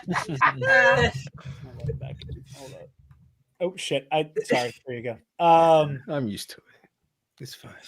Real quick, I am going to move my tab over here because I think we do have some questions in here. I know Eric Elliott asked how I feel about his Zillow Ray theory. I don't like it. I have nothing but respect for you. It confuses me and it makes me uneasy. And I know Eli sent me some questions that came through while we were talking as well. But Eli, I give you the floor, sir. You have also been a mainstay of the Nerd Academy podcast, and it's been a pleasure to have you. Thanks for making me want to like seriously. Jarod was the second guest we ever had on the Galaxy, and we were in on quantity then. Not much has changed, but yeah, no. And then I roped Conor in to do this EC thing with me, and we've had him on so many times, and I can't be any. And I don't know, with all the stuff that Jarod and I have in common, the whole niche versus series side of the community that we both watched at the same time. Yeah, Spencer too. Spencer was in the weeds with us all at the same time with Jen Sarai and Evan Nova and Angelo, and then and then of course the Schmodown connections and stuff like that. This has always been I got the community stuff, and then as I was getting into Marvel in the past few years and stuff like that, there's always been a commonality of interest and a commonality of takes and all that kind of stuff, and so I appreciate that quite a bit. Jarod got me into these the shirts with the V in them. I have more coming right now. I got the what is it called? I'm gonna look at my email because I have it coming right now, but it's the concept art one. Oh, I love that one. Is it the Ralph McQuarrie one or the sketch one? It's the Ralph McQuarrie one, yeah. I love that one. So also, that's coming. They sponsor us. You're right. 40% of why I like the Suicide Squad is because Will Smith. Anyway, I was going to say that too, but I decided. What are we? Some kind of Will Smith? Yeah. What are we? Some kind of Nerd Academy podcast? I don't know. It's the funniest line of dialogue in a movie ever. I'm surprised it's not memed more, or maybe it was back then. But I think it was back then. Yeah, just it should make a resurgence. It should make a resurgence. I agree with that. Yeah, and I'm just waiting until title of the episode. Just wait until Jarod notices the progression I have going on here. No, I know you have the worst Jedi to ever do it as your background. Don't worry, we all noticed. I knew you weren't going to come into this celebration of our hard work without being disrespectful by making me look at his ugly green mug and pretending like he's supposed to have some type of goat status. I have no respect for the Nancy Pelosi of the Jedi. I don't know what to tell you. Absolutely untrue. A. B. Grandmaster. C. What do you, is that, wait, no, never mind. That's not the book. Never mind. No, that's head to head. The first matchup is Vader versus Yoda. Yeah. So when you tune in to either this channel or Bombadcast Thursday night, everybody, be ready for a very public crash out while I explain to everybody why Yoda cannot hold a candle to Darth Vader. Wait, go to the answers section of that book. I am not going to, because I don't want to spoil myself, because I don't remember a lot of the outcomes. Okay, I don't remember it either. I We'll legitimately also don't remember. devolve for the next hour reading. So I was like, this stream will then turn into an impromptu versus crash out. But instead Jarod, of you have a book behind you that I think yes, goes to yes. your validity of takes here. Oh my God, we keep doing this. We brought up Mitch, and then Mitch showed up. And at the moment you brought up, hold on, how to win at trivia. No. Read the name right. Read the name right. How to win at trivia, because Michael had a typo. But at the moment, Which I think adds to it. Ladies and gentlemen, joining us live. Mitch, you get to have it out with this person for calling us all lowborns. We have co-host of Anytime with Ken and Alden, host of Octo Radio, co-host of Casterly Talk, and the undisputed singles champion of Epic Confrontations, Alden Diaz, joining us live. I love this man. Hello, birthday boy and assorted glup shittos. I have arrived, decided to call pre-Daredevil, just in case the broadcast did not extend past a double episode. I will remind everyone it's 2 episodes tonight. Oh, thank you for telling me that. And thank you for telling Mitch that, because he's going to be on TNAT this week to talk about it. Well, there you go. It's double length episode. I am currently riding the high of not only being the undisputed champion of Epic Confrontations, not only that, 7-0 against Birthday Boy. I'm interrupt you for a moment. Joel, buckle up. You haven't been subjected to this yet. Everybody else here is kind of numb to it. It's well, he says he's numb to it, but he also has flinched 7 times against me in different rounds of combat. So I haven't flinched 7 times against you. I flinch when I hear Cult of Personality by Living Color. Which says more, by the way. That makes sense, given everything that's happened. But the Star Wars Celebration panel reservations were today. Oh yeah. And it was in previous years, it was a lottery that determined what you got. This year, it was a digital lottery to determine like random selection of who gets to choose their shit. And that sounds asinine. Literally you signed in, virtual queue, and then randomly we all got in, and you basically chose your panels like a shopping cart. And I managed to secure main stage for every panel. I am undefeated, and that's all I came here to say. I know it's Scotty's panel. Rub it in. Scotty's panel. I can say this. I don't want to spoil anything, but there's an extra project on top of the project that no one really knows about except a few people, and I wrote something for it. And so I not only am I going to be there, I have contributed somehow to this. Okay. But anyway, it's Jared's birthday, y'all. I'm sure he's mentioned that. He made it out of the Dave and Buster's another year. Shocking as it might be. And here we are. Here I am. I maintain what I said about the lowborns. Don't think I'm going to skip over that. I stand by it. I stand by it as well. I have no context for this. I referred to anime fans, but specifically fans of Neon Genesis Evangelion, as lowborns of the nerd community. Like if there was nerd casts, it's like Star Wars fans are probably like a dominant house, but maybe not as like we've seen better days for sure. Star Trek fans, like Star Trek fans are probably like House Tyrell. Like they're often high guard and everybody needs them and they don't harm anyone. But like for sure, like the most flea bottom, like his parents are definitely siblings type lowborn are the Neon Genesis. The more complicated the anime, the sweatier and smellier the fan base. I just wanted my episode intro, so it's all fine. There's a direct access Yeah, I sent Alden the clip where I was like, I want you to He's know so Mitch good. made this the He's so intro good. for this week's Pro and Noob was the lowborn joke when you came on for Deadpool and Wolverine. So, what are we talking about aside from Scotty being stiffed by former guests of the show? That was fucking hilarious.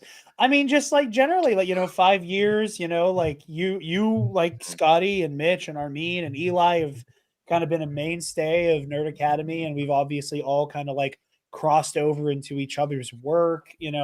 I've made it no secret the episode I am the most proud of, probably till the day I die, is the Fandom Menace and how we got here and how you kind of enabled me to make a project that I had wanted to make since I started speaking into a microphone semi-professionally. So and our work was so appreciated, and we made so much change. We're in a better place now. Yeah, I know. Everybody's learned. That's why part 3 is going to be a very angry script that I have to do in phases because I don't have it in me to relive that shit. Jared, part 3 is going to be full info. Last week tonight we got him button. Jared, what? All you got to do, you and Alden, just crash out live, no script. Part 3. Nobody wants that. Nobody Jared wants crashes out. Jared crashes out every time he picks up a phone in some way. Every time he picks up any device. It's a mini crash out. I'm micro dosing my trip. That's what we should have done tonight. Is we should have organized the roast rage. of Jared Bachman stuff, which is every I day. have plenty of material. That's every day for all of us, but typically as a coordinated dais. Although I'm pretty sure Jared didn't want to keep this stream running for like 6 hours. So that's true. It would have been a multi-day event like WrestleMania. Jared, we build to the night 1 main event of shitting on him as the Dark Jedi, and then night 2 main event is like deeply personal. Like by the end of night 2, it's like we're just like saying like anti-Italian stuff, just like really hateful. We're bringing back like slurs like Goomba by the end of the second. I will be publicly known as Jared the Dago Jedi, and there's no getting away from it ever again. For sure. No, but Jared, like real talk. The highest compliment that I can give somebody, and I mean this genuinely. I know it sounds like I'm building up a bit, but I'm not. This is like when John Mulaney said that at his intervention that Fred Armisen had to be like, John, I'm not doing a bit. We really love you. And we it's so scary still. The biggest compliment that I can give Jared that kind of encapsulates Jared, I think, is that, and it's a phrase that I've been focused on a lot lately, not because Stanley helped coin it, but because it is a thing, is true believers. I think, a great example of a true believer who's not here right now is Ken Knapsack or Nikki Kumar. Like, or lots of people that we know, quite frankly, we're lucky to know a lot of them, but like, there are people that are very like, just in life, but also in this stuff, like they have one foot in and one foot out. Like, you could tell they're always waiting for the other shoe to drop. I'm not going to name names like Scotty did, but like, there are people that like I've worked with who are good folks, but like, you just know that they're always like waiting to take the exit. Like, they're just like, there's something about like, you wouldn't put them in your murderers row roster. And I clown Jared saying that I wouldn't invite him into my zombie apocalypse group. And I stand by that. That is true. I would not invite Jared into my apocalypse group. Real quick, can you elaborate on that? This is not a bit. Full of people who have known me my entire life. Well, there's a side bit. This is true. It is a bit, and it's true, Eli, because it's like, I mean it. I love Jared, like the younger brother I never had. Zero chance if I was Rick Grimes and putting together like the group of people I have to try to survive with in this situation would I invite him, because Jared has that like, I can't like there's a thing in the soul of a theater kid that had all the talent to be a lead, but because of society, and I speak from experience, I'm not throwing I'm putting myself in this too. Like, there's something in like we know we're smarter, and like we know that we have the ability, but like maybe we're not like the jock, and so we're not gonna get what everybody like. There's a little bit of like I'll fuck you before you fuck me that I recognize in him that I also have, and I can't have two of those. And it's like, I know that like if I make a decision and Jared is like second guessing me, he's gonna like get out of line, and then it's gonna be like either I'm shooting him or like it's just he's gonna try to seize power of the group. Is my biggest fear that he's gonna like try to do something stupid and like jeopardize the society that we're building. Everyone's like, that guy seemed really nice, and you're like, yeah, no, he would totally overthrow me. Spencer, Joel, and Kason, as the people here who have known me the longest, how do you feel about Alden's assessment of me in a zombie apocalypse second society? I mean, I don't think he's wrong necessarily. All said with love. No. I feel like I think I said to you, Jared, like, what what did I say? I was like, I'll give you enough rations for like a certain amount of time and a gun. Yeah. You Jack Sparrowed me. A revolver with one bullet. Just leave. I don't know. If I was there would putting be like together. some kind of like weird moral conundrum where like Alden would be like, no, we have to do this to survive, and Jared would be like, I'm not gonna let you do that. And they would just turn into a whole like standoff. Batman v Superman zombies. I thought you were going to say Dawn of Justice. I was just saying that for the sake of argument, though, there's a certain degree of some similar to what we were just talking about a few days ago, but won't get into any details. There's a certain number of people you would call up when you need something done. Yeah. Mm-hmm. Jared's on that list for me. So if I need some business done in an apocalypse, he's my guy. So Spencer, I'm curious on your take on this because Alden makes this joke with enough frequency that I'm like, God, I wish the people who have known me as long as you three specifically have could weigh in on this, because Spencer and I have always joked that we have such an Obi-Wan and Anakin relationship that it's like if I went off the rails, he's the one who would put me down. So I am curious on your take on the Jarod would do a coup of the zombie survivor society. This is gonna industrial complex. This is gonna sound completely unrelated. I promise it's not. I trust. Do you guys know the Thomas Jefferson quote about American slavery? I know Jared does. Potentially. Yeah. Fuck you for that, but no. He said Thomas Jefferson, when asked about American slavery, he says, "We have the wolf by the ears, and we can neither hold it nor safely let it go." Did everybody hear Taylor? That's one of those like, under no circumstances do you have to hand it to him, but you kind of do. Like, if you remove it from the context of what it was, it's a pretty baller quote. Like, if you told me that was like the opening fortune cookie to Clone Wars, and like one of the episodes, I'd be like, of course. We have George Cook's here. ears, but what? What's that? Yeah, I missed the quote because I heard Taylor go "Ayo" out loud to all making the joke about me knowing the quote. Could you repeat it for me, please? He said, "We have the wolf by the ears. We can neither hold it nor safely let it go." Okay. That's Yeah. best- Okay. Yeah. Dave I did wrote know that that quote. quote. Okay. Dave wrote that quote. Yeah, absolutely. Yeah. So- Wolf by the ears. Yeah. So I think if I were in charge of a contingent of survivors or like was involved, I'd be like, we're gonna get to a point here where this is like he's gonna start doing some crazy stuff, but it's like if we cut him loose now, I feel like he's gonna just like develop his own little like Mad Max like like Immortan Joe society and just not go Immortan Joe. No. go completely off the rails. Best Jared's to keep gonna him be on out here our like, side. do not become addicted to sheets, my sons. Man, Jared, I hate to say it, but I just got 3 for 3 on fucking agreements. You did, and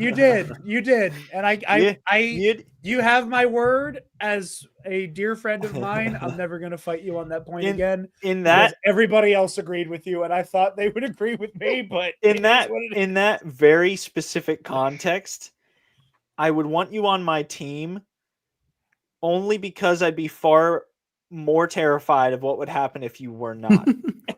like I'd be afraid to have you on my team. I would be far more terrified by the alternative. Jared, I mean, no. that's a fair Spencer point just too. lesser of two evil to you, Jared.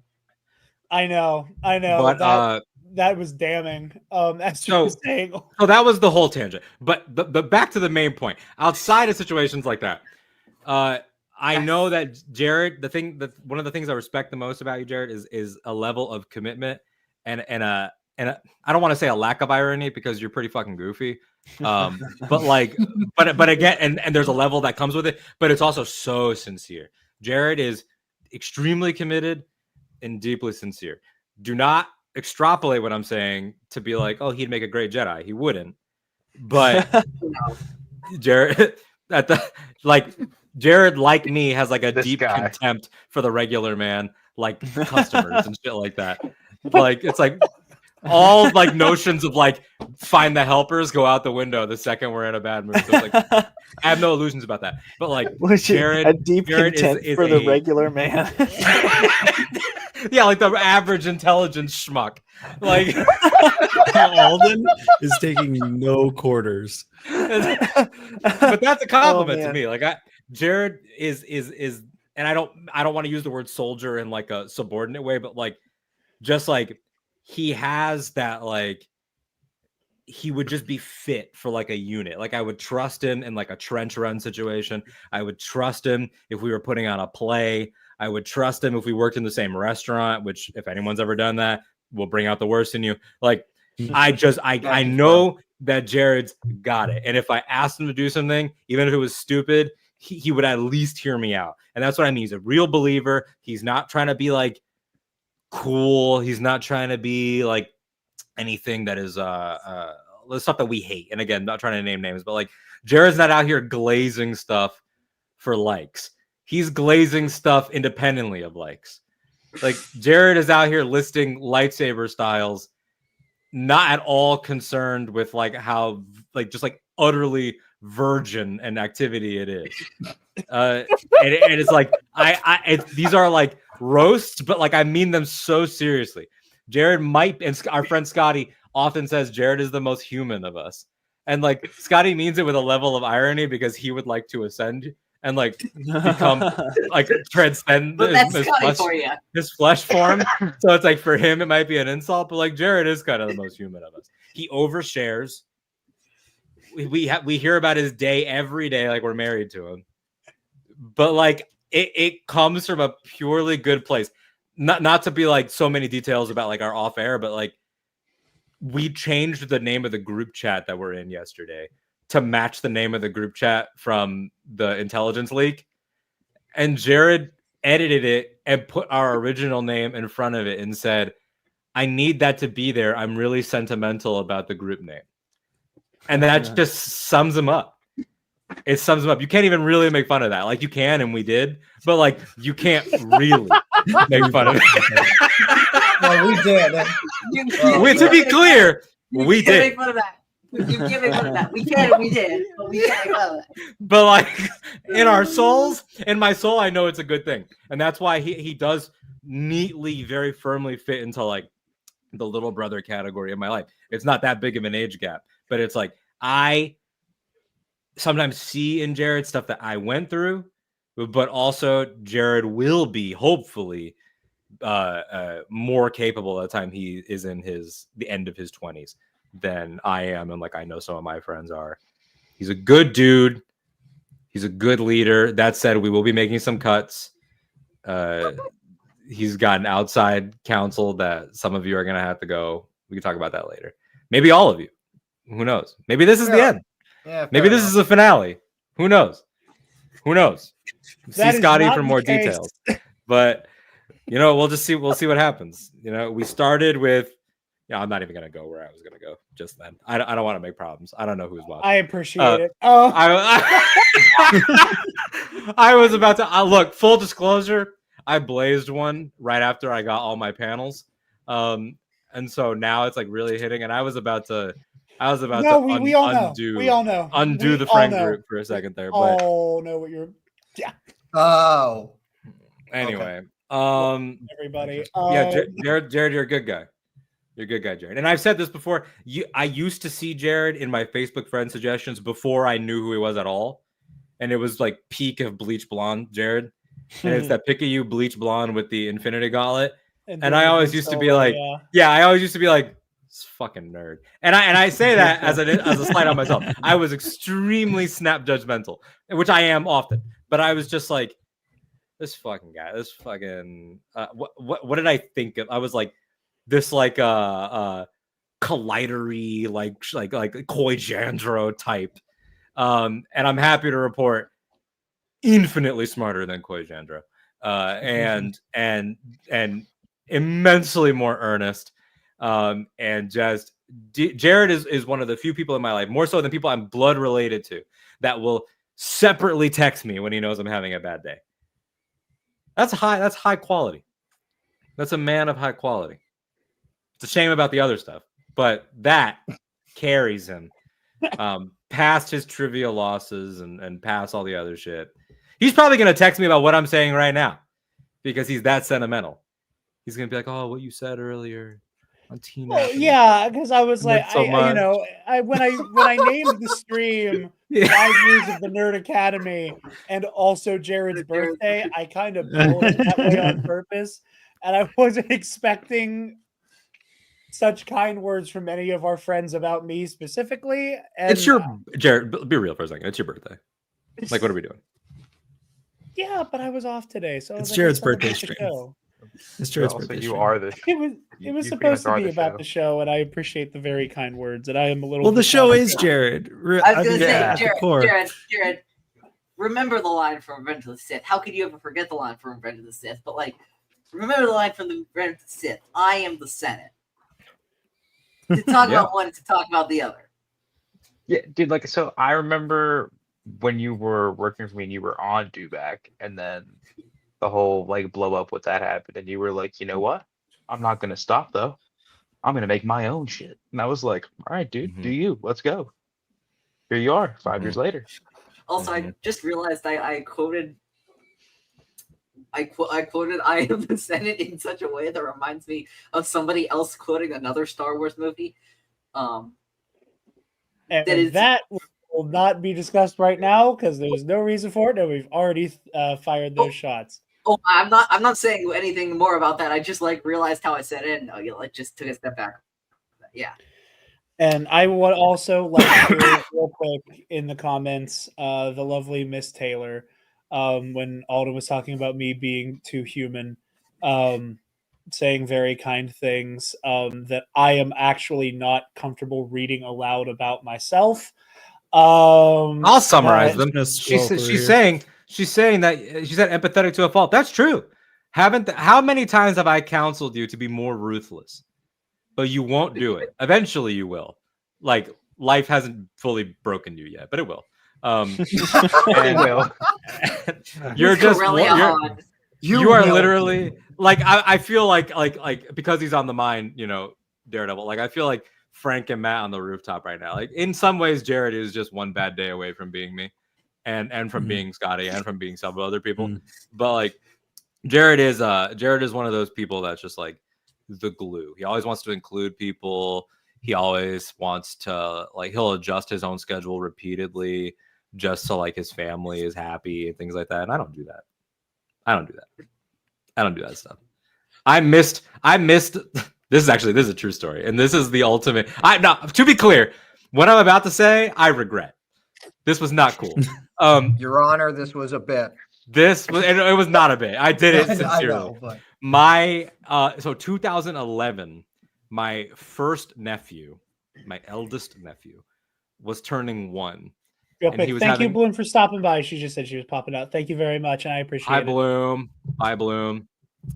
And it was my first nephew was having like a little birthday party that my sister was throwing, and he was turning 1, and I'm like, who gives a fuck? Like, a 1-year-old turning 1, who gives a shit? Especially because my sister was like my neighbor at the time. Like, her apartment was like right by our apartment, so it's like I saw this baby almost every day. So it's like I don't need to be there for the pool party when you're cutting the cake.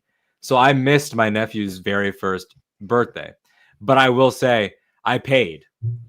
And now at the time I thought I was making a good choice, but in what I chose, I was punished for what I did, because the reason I was not there was that I wanted to go with all my little high school friends and some cute girls that were going with us to see 2011's Green Lantern. And I was punished by the quality of the movie. Of the film. Yeah. The quality of the film was my penance for having missed. It's not like I missed for First Class. It's not like I missed for the last Harry Potter. You should feel guilty. I went. Like you missed for Batman v Superman, Dawn of Justice. No, I did not miss for that. I didn't, nor did I lose my virginity in concordance with it.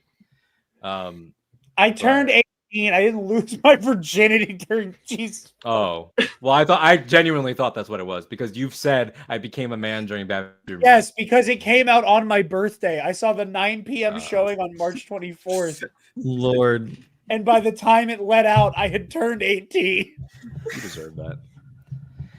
But yeah, Jared's a good one. He sucks at trivia though. Absolute. I'm actually great. Terrible. I'm actually great. Never, literally, has never secured a win when it matters. Alden, and somehow I'm putting him up for another match soon. Yeah, I mean, I beat him. I beat him 7 times in trivia and got all of his lifelong friends to agree with my analysis with no effort. They heard this cold and agreed. That's another victory. I've thrown a bitch, but I know he does not think highly of me, and he would absolutely agree. That would be a danger. No.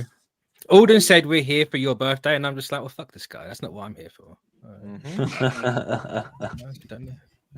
Well, I appreciate it nonetheless.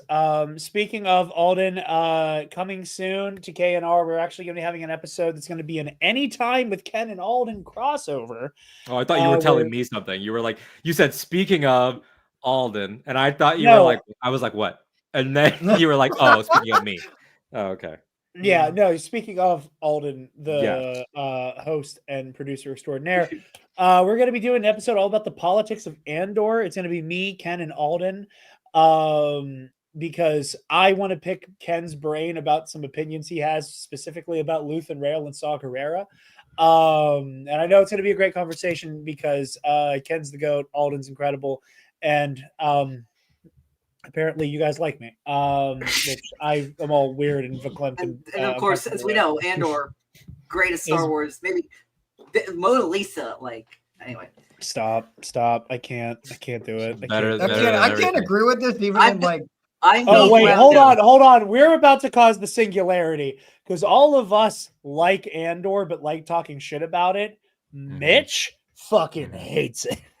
I don't hate it. I'm bored by it. There's a difference. Oh, so you feel about Andor the way I feel about its parent, Rogue One? Yes. And it's like I acknowledge that Rogue One is like, again, I would still choose Rogue One over most movies. It's fucking Star Wars.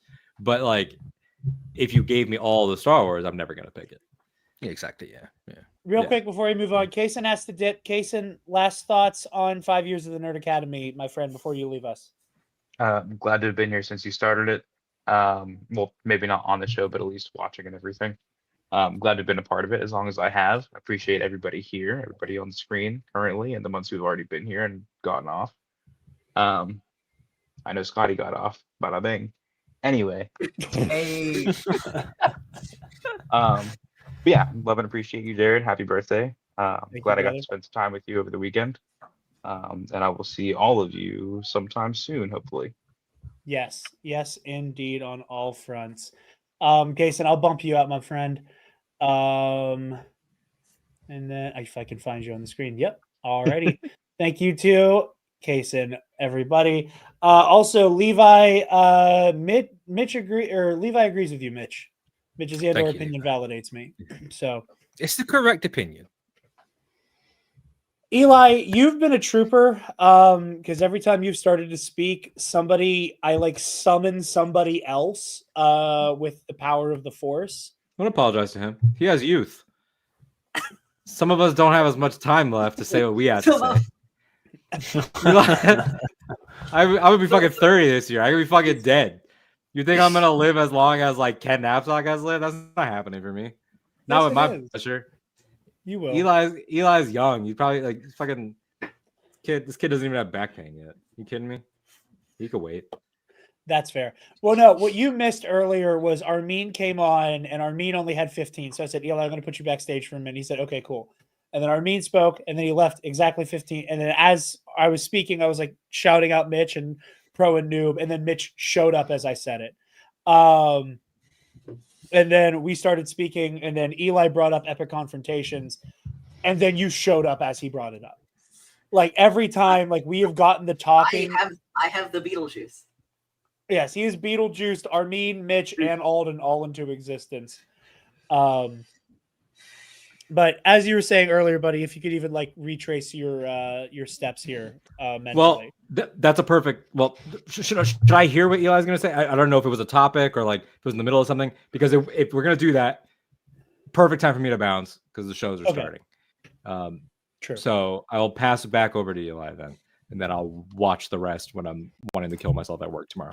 So, I bid you adieu, Jarod. Another year older, another year wiser. Probably not, but you're doing your best, and that's what counts. Good night. Good night to all of you. Godspeed, and good night and good luck. Good night. Good luck. Keep that belt warm for me. As you were saying, someone said he's going to need statins in the next year. Sorry, I just needed to. What'd you say? He said someone in the chat said he needs statins in the next year. Sorry, Alden particularly funny to me. Alden once said, because he was doing a Q&A episode of his show, if he was like a Star Wars action figure, like what accessories would he come with? Where, you know, like if you get like an Obi-Wan Kenobi action figure, it comes with a lightsaber and a robe and a comm link. He said that his action figure pack would come with his dog, a podcasting microphone, and a bottle of Cymbalta. That is one of the funniest fucking things I've ever heard in my life. So they're on the money there. But as you're saying, Eli, I apologize. Thank you for being a team player. No, just that. Thanks for all this stuff. I've been, I'm trying to retrace my stuff too right now. Yeah, there's. I'm now I just what the frick is that word? Yeah. I just looked at the chat for the first time in a while. But anyway. Dude, I thought they read NFL films at first, and I was like, what the fuck? No, that's that count. That's friend of the show, Nick Johnson. They fucking rule. They fucking rule. Yeah. Nick, sorry for thinking you were the NFL for a quick second. I was very confused at first. I'm like, we're not sponsored, but it would be kind of cool. Go first. But, anyway. Yeah. Go first, baby. Anyway, sorry, Eli. That's how I know to get Conor on my side immediately. It's just say go first. No, I don't even remember what I was gonna say. Just Jerry took a chance on us. Epic Confrontations. That's what I was doing is I was pulling up because I know I texted a screenshot because I deleted my. Oh wait, no, I didn't delete this. Was this you pitching me on EC, like becoming a thing beyond me just dragging Spencer in the battle with Bombad? No, this was you pitching me on EC being a thing. Okay. So this is the original. Yeah. Give me a second. Can you give me? I want to. Hereby reinforcing the whole main character thing. I came to him about the one match that like started it all, and then Eli got high on his own supply, and now we're here. That's exactly it. No, wait. Give me a second. One at a time. Yeah. No. There we go. Here it is. I don't know how to. I know there's like a way to. Well, whatever. I know this is back when we thought it was going to be a type of Schmodown match called an Iron Man match. Remember those days? Okay, I know it's an Iron Man match. Is the timer 30 minutes? I shall ask. We may do a 3-rounder, but fucking go for it in terms of questions. A sentence that has hung like an albatross over the neck. Every single Epic Confrontation player ever since. If I could stop myself from saying that. If you could do a Deadpool 2 post-credit scene. Yeah, indeed. Speaking of Green but Lantern. no, but no, absolutely. Eli, it's been such a wonder to like get to work with you as well, buddy. Like, Epic Confrontations, obviously, but getting to have you on very recently for Friendly Neighborhood Spider-Man, getting to like talk to somebody who's like a baby Marvel fan, like that's been so much fun because you don't have this like 10-year baggage. It's like talking to somebody who's new to Star Wars. Everybody, I think I can speak with some amount of certainty that everybody here has gotten excited to hear somebody say they were getting into Star Wars. Because it is always so exciting to hear somebody be like, I'm starting now. And it's always such a like fantastical experience being like, how are you going to interact with this story? What's going to matter to you? What's going to affect you? You don't have the baggage of being in this shit since you were a little kid. How is this going to make you feel? And like, I had the same reaction where I was like, yeah, I'm getting through the MCU. And I was like, punching the air, super excited for you. And again, Epic Confrontations is so much fun. Like I live for it. I live for it. It is not a secret. The movie Trivia Schmodown was one of my favorite things to ever exist. And I was heartbroken that it went away before I got my chance to compete. And Eli, despite sometimes it being kind of a self-flagellating nightmare, we're working on that. Sometimes it is a little bit of a slog, and I get absolutely humiliated and humbled. Again, we're working on that. Epic Confrontations brings me so much joy. It does. And again, it's things like this. I am lucky that I've gotten to be a part of stuff like that. We joke about me being the main character, but it's just because I'm a theater kid by trade, and Alden and I have incredible kayfabe chemistry. So he and I can't go more than 30 seconds without cutting devious promos on each other.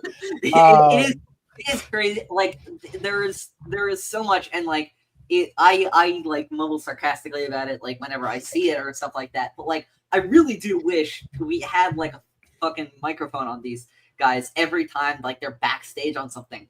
It's not like it is a bit, but like the bit extends far longer and far like more extenuating than anybody could ever imagine. And it's fantastic to watch. It's incredible television. And it's a lot of fun. Again, as Spencer and Joel, who have known me here the longest, can attest, I have a deeply competitive spirit. My competitiveness can sometimes go to a pretty aggressive, depraved fucking place. And when I discover I have a rival, I get addicted to it. And like very quickly, like we've joked, like Spencer and I had the same exact relationship of like, I just couldn't crack that nut in Star Wars Trivial Pursuit with Spencer, to the point where we started doing bonus episodes about it.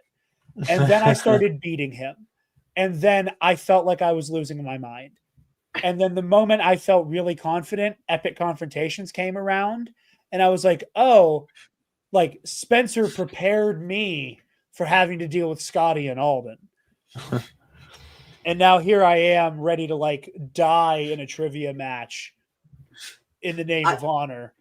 I will also point out, and this is a less focused on project of ours, but like seriously, the absolute insanity because I've had this idea, and it was something that was very personal to me, of doing this like grand summary of an extended Star Wars like story. And the one person I went to when I had this idea of putting it together was Jarod. And Jarod was crazy enough to say, oh yeah, a 4-hour fucking ultra summary of everything Star Wars. Yeah,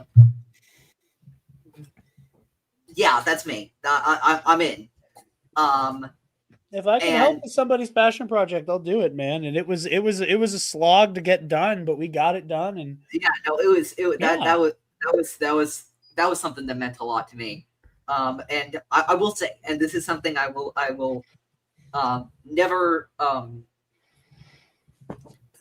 I keep meaning to say this to people, but like, anytime anybody does topic episodes on anything, like I feel like topic episodes are like a secret sauce that people don't use nearly enough of. But like whenever KNR does a topic episode, like my favorite episodes of KNR, my favorite episodes of Teen App are topic episodes. They're not the reviews. They're not the news episodes. They're always the topic episodes. Because I think that bring like your Jedi Council episode, your I'm trying to think, your episode about showing Taylor TCW, your like all those episodes are fantastic. I'm not saying the others Jedi are bad or Council anything. episode, that was The Jedi Council episode is one I'm particularly proud of. Yeah, like if I may anytime, pat myself on the back, I'm really proud of that episode. Yeah, anytime people do topic episodes, smart people like you guys and all the people in the community always shines. Always. I will just say that. Oh, thank you very much, buddy. We're gonna wind down here soon. Like I said, I know, I was gonna say, I gotta go. Mitch, I want to give you the floor here before it's kind of just the four of us, and then we can kind of get on out of here for the end here. But Eli, before you leave, please, where can everybody find you and what you do, my man? Yeah, no, absolutely. You can find me. Actually, let me just quickly. I know that I can now like edit the headline thing. You can find me everywhere I'm at my link tree. Down here, right here, my link tree leads to everything, mostly on Blue Sky. Yeah. No, thanks for having me on, and it's forced with you all. And before you dip, can I announce my upcoming match on the stream? Yes, you can actually. Yeah, well, listen, guys, you know I want blood with Scotty J-Ro, and before I can get to Scotty, Eli is going to make me go through a different Scotty, someone who was in the chat earlier. I don't know if they are still here, but I'm going toe-to-toe with one Scotty Holiday in singles, and I would just like everybody who's been talking shit about my trivia record to take a nice hard look at the records here. I am 4-3, and 3 of my 4 wins are by some form of knockout. So not on my birthday, I'm going to invoke it one time here. Am I going to let y'all put smut up on my name and act like I am not the most deadly competitor in epic confrontations? When you step into the ring with me, at best you limp away. Okay? So I'm going to put that shit to rest and remind everybody that when you step in the ring with the Dark Jedi, at best you get iced, at worst you get humiliated. And the only people who have beaten me have or do hold championship gold on their shoulders. So remember who you're fucking talking about. Anyway, Eli, you're definitely clipping that. I haven't gotten to cut a promo in front of Joel before, so I was like, oh, hey. I get some monologue. But anyway, yeah, Eli over at fans, Star Wars in a Galaxy, Epic Confrontations. Check out all the things. Eli, thank you for joining us, my friend. And I will boot you out, my man. See you later, guys. Later, my man. Mitch, do you have any final thoughts here before as we kind of wind down and bring it on home? You said the other day when you were saying about this that it's been 5 years, and I couldn't believe that I've been on this for 4 of them.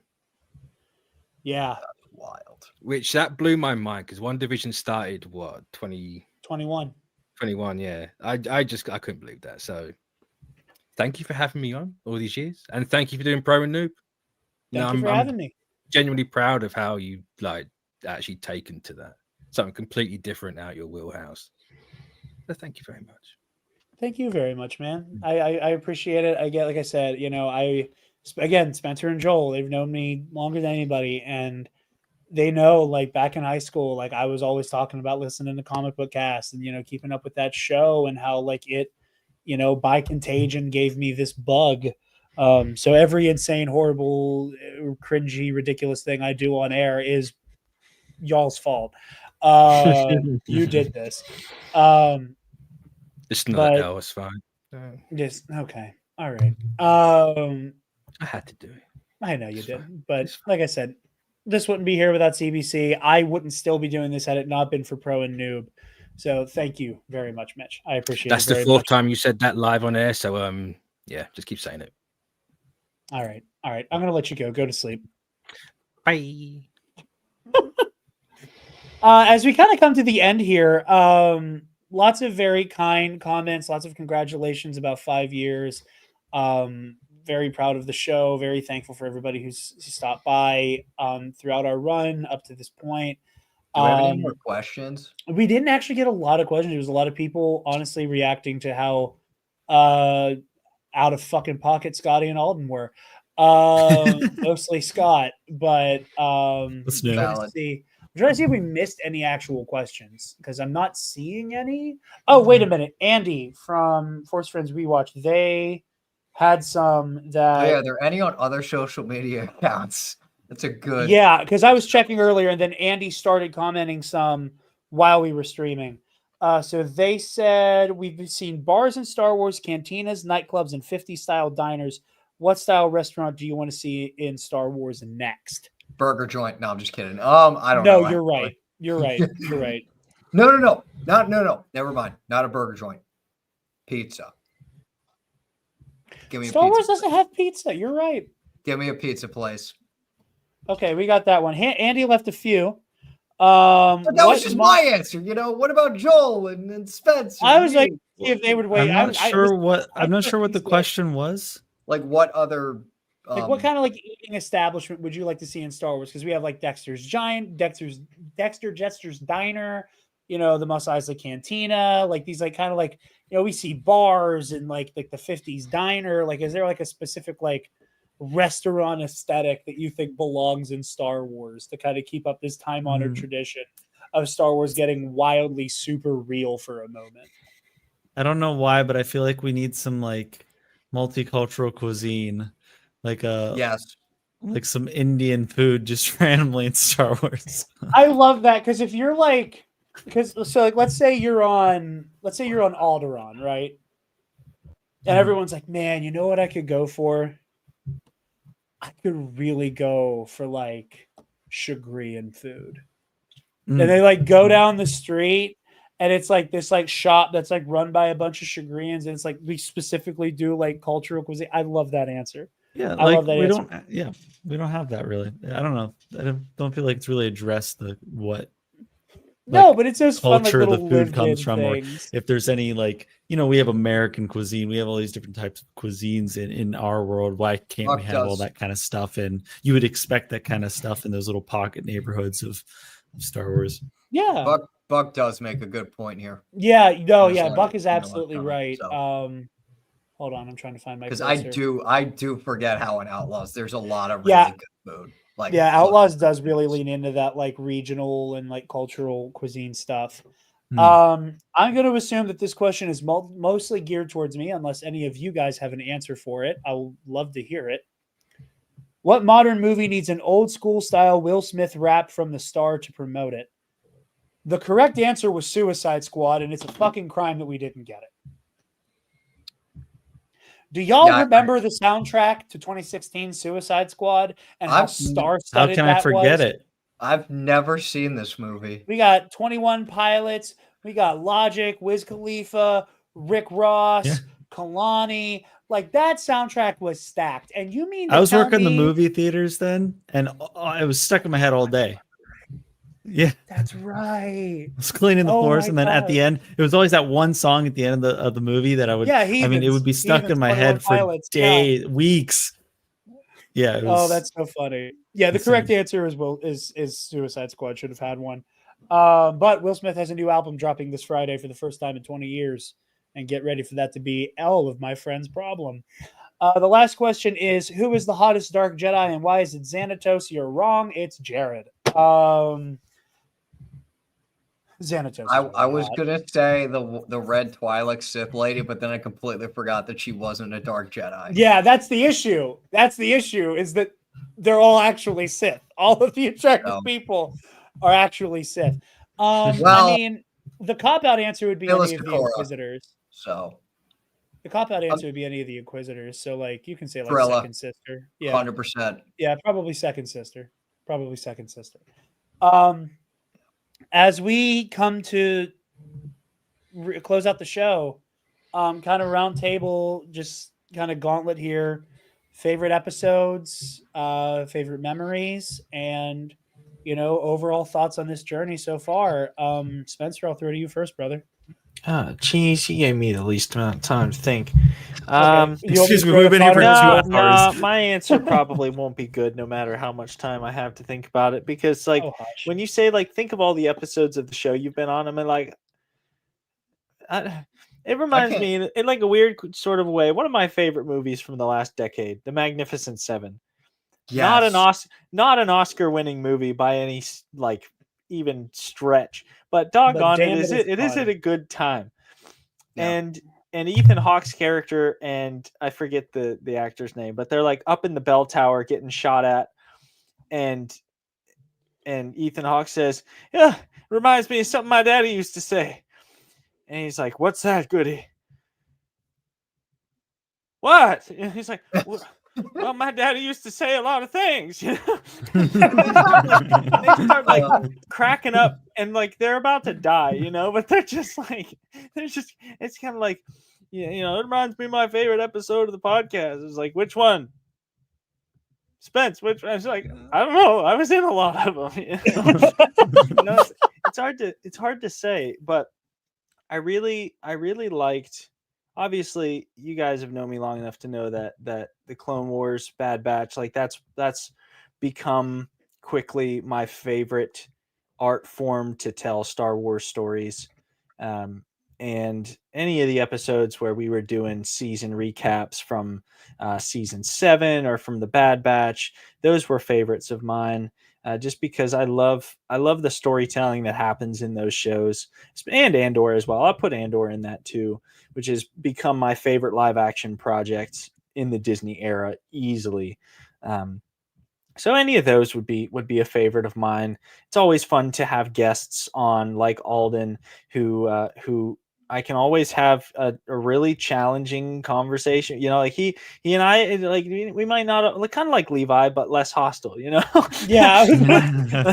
Like, Alden's less standoffish with you than Levi is with me, but yeah, he and I enjoy the intellectual conversations, and not quite sparring, because we're not really trying to convince the other person, but it's just those kind of conversations are what make it a great time, to really dig deep into the art form and the storytelling, the character development. It's all fun, you know. Absolutely. I will say, and the Jedi Council episode is in top 5 for sure. That was a fun one. That was a really fun one. Jedi Council episode. That's one of my absolute favorites. I would love to revisit it in some way. I forgot what my council was, so thankfully I had it written down. So, well, I will say, you know, for me, you specifically, Spencer, you know, I think that when I talk about how important the nerd pundit class is, in my opinion, and I'll elaborate on that a little bit in my kind of like closing thoughts here in a moment. But like, I think it's very easy to see that like what the Nerd Academy has grown to become, unfortunately, because y'all trusted me at the helm, it's kind of this like out of its mind amalgamation of like the very niche coverage I like, you know, where it is part entertainment news, part editorial, part topic based conversation, all the way up to shit like a Versus series. And as we've said 1,000 times on the Versus series proper, you know, I'm very happy and proud that, you know, we finally got to make one together. You know, that's something that I've always been proud of and excited to make. You know, even if we don't have a massive Patreon, you know, page that has like a ass load of subscribers, you know, the people who have come through, I know for a fact like that show. I know Eli loves our Versus series. I know Buck has enjoyed our Versus series. And I know that in the few moments where we like brought somebody else into it, you know, where like Conor rode shotgun for Cal Kestis episodes, or we dragged Alden into Porter Angle and Count Dooku, or the one night where I didn't have you with me, but I made Scotty talk about the Stranger and Darth Plagueis, and he like got to see me go into that mode. He was having a great time, and you know, like that exists specifically because of you, and I thank you so much for that specific angle of it and everything, here, as that goes for all of you guys. But that specifically, is that element I couldn't do without you. So thank you. Right on, brother. Love you. It's been a ride. It has. Connor, I'm going to throw to you next. Oh God. I'm making Joel cook. Yeah, I don't even know where to start. So, like, in terms of my favorite episodes, episodes and memories. It doesn't, you don't have to like narrow it down to just episodes that we've done. But yeah, but like they kind of can coexist. So, yeah. I mean, probably as we've talked about it almost at length here on the stream, the hot dog is a hot dog a sandwich episode. That's an all-time classic. Yeah, like, Scotty was talking shit. He never listened to that episode and didn't realize that like real friendships were on the line for most of that. Yeah, I'm like, the meme of Arthur with his like clenched fist, like when he's talking so flippantly about that whole conversation. I'm like, you don't understand what it almost cost us. We were in the trenches. Cassie and Ando, I've been in this fight since I was 6 years old. I've been in this fight since the hot dog incident. But I would go with that. I would go with the Jedi Council episode. Actually, no, wait. Never mind. This was during Dewback, so I'm not going to count that episode. Even though I think it was just you and me for that episode. Which one was it? It was our Fallen Order. After we got enough time to play it, we talked about it. Yeah. So. TNAP adjacent, pre-TNAP. Still part of the journey. I would just say I know there's a couple. I know there's a bunch of episodes I'm missing. Oh yeah, the Jedi Council episode. Obviously, I think both Jedi Council episodes were we talked about the actual council, and then that versus stream. The last time we did a stream on my birthday. Yeah. And then the. Jedi Council, who would we pick? That was fun. And then I guess just kind of pretty much any episode where we had guests on, because I always like when we have someone new who I've never really met before, or just having an old friend like Alden or someone else, in the past, having them on. It's always just fun having someone that's not part of the usual suspects on with us, even for an episode. So absolutely. And memories, I mean, great. I don't know. I'm terrible with memory. Too. Sorry, I'm sorry. No, you're good, Spencer. It's great too how the special guests have become usual suspects. Yeah. Like they are adjunct professors at the Nerd Academy. They're not just guest lecturers. They're adjunct professors. Absolutely. Again, the comic book cast guys, Bombad cast, Alden, Scotty Holiday. They've been on a number of times. I know we've had a couple of the Broaxium people on, but not all of them. So. Not all of them. No, that's 80,000 fucking people. And then I've been lucky enough, to guest, because again, and that's I get all weird in my head, where Eli jokes about me being the main character of Epic Confrontations, even though I didn't want to be. Just happened that way. In the same way that it's I'm the core group, it's me and Conor who are the most on social media, so we're at the most for now. I'm starting to delete most of mine because yeah, but still you and I, by virtue of being the most accessible people, are the ones who end up getting loaned out to other shows. And I always am man, I'm always the one on these shows, but I'm man, Spencer would have such a great take on this, and Joel would be a great get on here, and here's my take on that. Levi, with that refusal to put the kid gloves on for these stories that we love, I'm just always, oh man, this would be so good, and I feel like you guys are so unsung as what makes this show work. I might be the guy who's yapping for 2 hours, once or twice a week, but the conversations are not as rich without y'all. That was my whole thing, is I want a big, diversity and opinion stable at all times, where it will be just, a wide swath of opinions and takes and, approaches and understandings of these stories. But I'm getting on my soapbox. So, Joel. Well, I just want to step in here, similar conversation as we're having. And Spencer kind of stole my thunder a little bit on the fact that we had so many people on today for this stream. And I think it's a testament to the show that, I don't always see I don't watch all the episodes. I don't listen to all the takes or anything like that. But what I do see is that, if anything, the show has provided us this community, this tight-knit community of people, the people that have been on the show, the people we've worked with or in lines with on and off the show, that has and Alden said it really well as well, that you're one of those people that goes out of your way to build those relationships and to build those friendships off screen as well. And that is, I think, a huge testament to what this show really stands for in my book. So I'm just glad that over the last 5 years, we've had the opportunity to push forward in that regard. So I just want to say that, but it's a huge testament to what you've built here and what we've all participated in. Everybody. I will fist fight you over anybody putting it on me alone, because it's not that, and I never want it to be that. I don't want to tell tales out of school. The details of people going different directions have never been made public, and that is a deliberate choice on my part. But